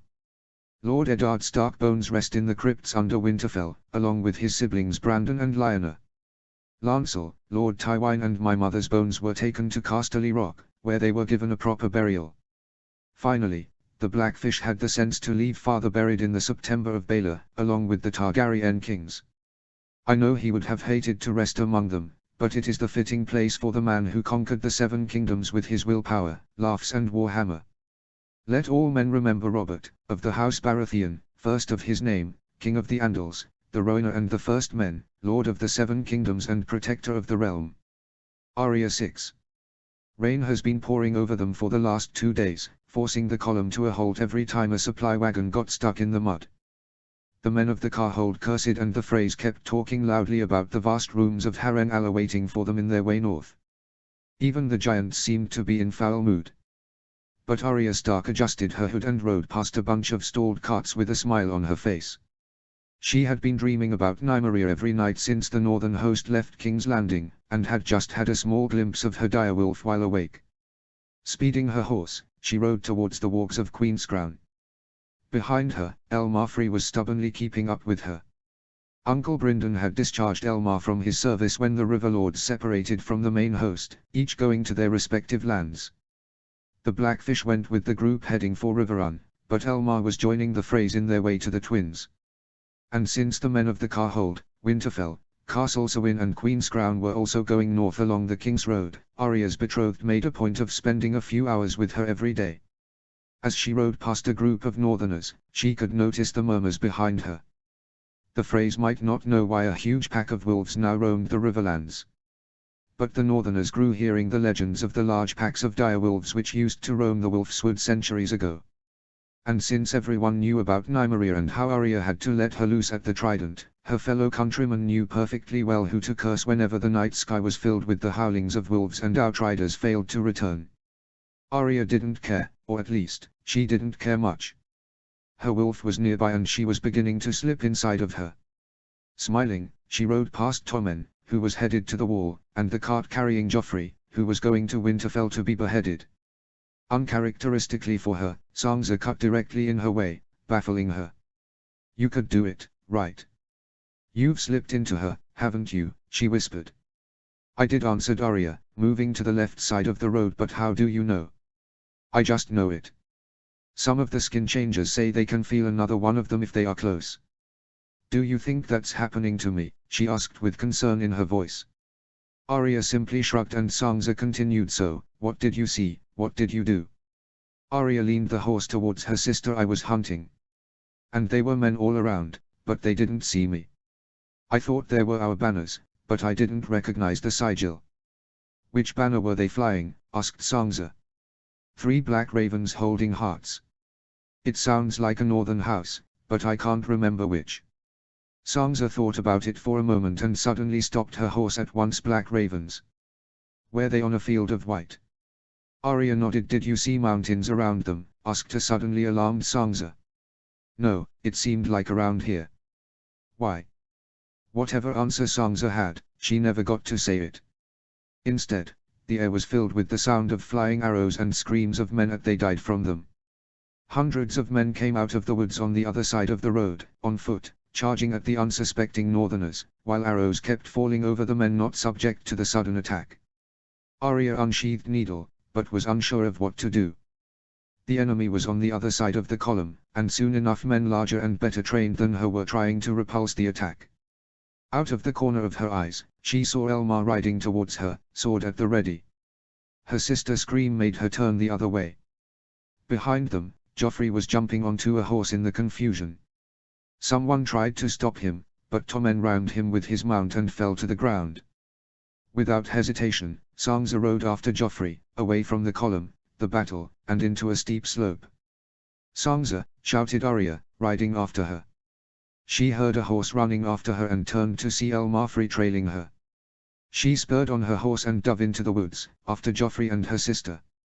The screams of the battle increased behind her back, but it seemed the enemy was not able to occupy the 2 sides of the road, so she only worried about her horse breaking a leg. Speeding up, she began to catch up with her sister Sansa. "Seven hell, since when do you ride so fast?" shouted Arya. "Since I have to," shouted back her sister. Ahead of them the trees grew denser, but they could still hear Joffrey shouts to his horse. The 3 of them, 2 Starks and a Free, sped up towards the former king, who tried to twist and disappear into the trees. It took them the entire afternoon to finally catch up with him in the rough terrain, and their horses were on the verge of breaking their legs in hidden ditches over and over again. Finally, when Joffrey reached a clearing by a lakeside, Elmar Free spurred on his horse and blocked him. Cersei's eldest son turned to go back into the woods, only to find Needle right in front of his face. "Get down," simply commanded Arya. Towards his flank, Sansa also approached him, armed only with the puny dagger she used to cut her food during meals. Joffrey dismounted slowly and, as soon as he did, his horse walked with a tired pace to the lake, to drink and rest. At the distance, a small fishing village could be seen, and an island decorated the center of the lake. Arya dismounted as well, while Elmar kept Joffrey on check from his horse and, once she was back on the ground, Elmar and Sansa did the same. Behind them, the sound of battle was replaced by the pleads of the wounded. Arya knew not who had won, or who had attacked them. "The victors will be here at any moment," said Joffrey, still surrounded by blades. "We should go to that fishing village and spend the night there," suggested Sansa, trying to hold her dagger as it was a blade, and doing it wrong. Elmar, however, shook his head and pointed at the horses. Still drinking water, we do that, and we kill the horses. We either leave them and walk, or we camp there. We'll be exposed. And who were those men anyway? Asked Arya, only stopping at Joffrey's newly terrified expression. Suddenly, she remembered she hasn't heard wolves howling for a long time. And slowly, one was creeping behind Sansa. Arya. She's here, said a pale Sansa, pointing behind her, at a huge, yellow-eyed direwolf leading the pack of wolves surrounding them. A direwolf Arya clearly remember seeing as the stones she threw her hit her in the head. In the woods nearby, the screams of battle restarted. Arya couldn't care. Nymeria, she asked, kneeling in front of the direwolf which was once hers. She raised a hand towards her, but pulled it back in fright the moment the direwolf growled at her. Behind her, the horses tried to run away, but exhausted as they were, the rest of the wolf pack made short work of them. One of the smaller wolves, too slow to get a horse of his own, approached Elmar, and the young squire, forgetting all notions about keeping Joffrey in check, quickly drew his sword towards the beast. Nymeria growled at the animal and the wolf pulled back. Around them, the rest of the pack was finishing off their horses and eating them. At the distance, they could see armored knights running into the fishing village. We need to get out of here, said Elmar, with his sword still drawn towards the wolves. Arya had her attention fixed upon her direwolf. She wondered if the fur in her forehead covered a scar in the spot where her stones hit her. Order her to sit. Or to do something, said Sansa behind her back, make her obey. She never obeyed much, whispered back Arya, but still ordered Nymeria to sit. The wolf simply tilted her head. In the woods, the grunts and noises from the battle came closer, and Joffrey took his gaze from the wolves and into the forest. We need to get out of here, he said. The former king started to walk towards the village, and Elmar stopped him, putting his sword right in his path. Free, either the wolves kill us when they are done with the horses, or those men fighting over there will murder us before realizing who we are. There is a raft over there, so let's go, he commanded. Elmar lowered his blade, giving a quizzical look at the Stark girls, but Joffrey simply started to walk in the direction of the village. Nymeria, however, growled at him, and the rest of the pack began circling around the four kids. Walk her, Sansa shouted Joffrey, walk her. Sansa and Arya exchanged looks, and Arya shook her head. You do it, said Sansa to her sister, open your third eye. How, said Arya, and tried to remember how she felt in her dreams. She never done it while awake, and tried to focus on Nymeria's eyes, to no avail. She wondered if she was just having a stupid expression in her face. And for a moment, she thought she was just getting into her, but the direwolf growled and jumped at her and knocked her to the ground. She could hear Sansa and Elmar shouting, but all her senses were on the huge, salivating, direwolf head hanging on top of her. Nymeria. Come on, girl, said Arya, but the beast seemed indecisive and didn't let her go. Out of the corner of her eye, she saw Elmar approaching with the sword drawn. She tried to focus on her direwolf again, and Nymeria twitched. She grabbed the wolf's leg with her hand, and suddenly the smell of blood and fear filled her nostrils. She jumped off the girl beneath her and rejoiced at the familiar feel of grass under her feet. She saw the taller girl grab the shorter one and followed the four humans along the lakeside. The tall girl felt like the sister she lost. The shorter one, she felt like part of her, but that part hurt. A couple of her smaller cousins started to follow her, but she jumped back at them and they retreated. She quickly rejoined the human girls. They smelled like a pack of real siblings instead of the smaller cousins she reigned since she hurt herself with stones. She felt confused, but compelled to follow.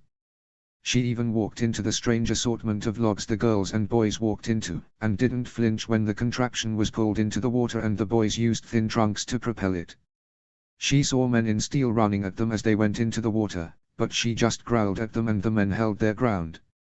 Night fell while they were near the island in the middle of the lake. She felt cowed by it, but couldn't know why.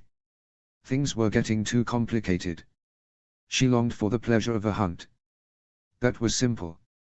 That was something she could understand. Beyond the lake, she heard a huge roar.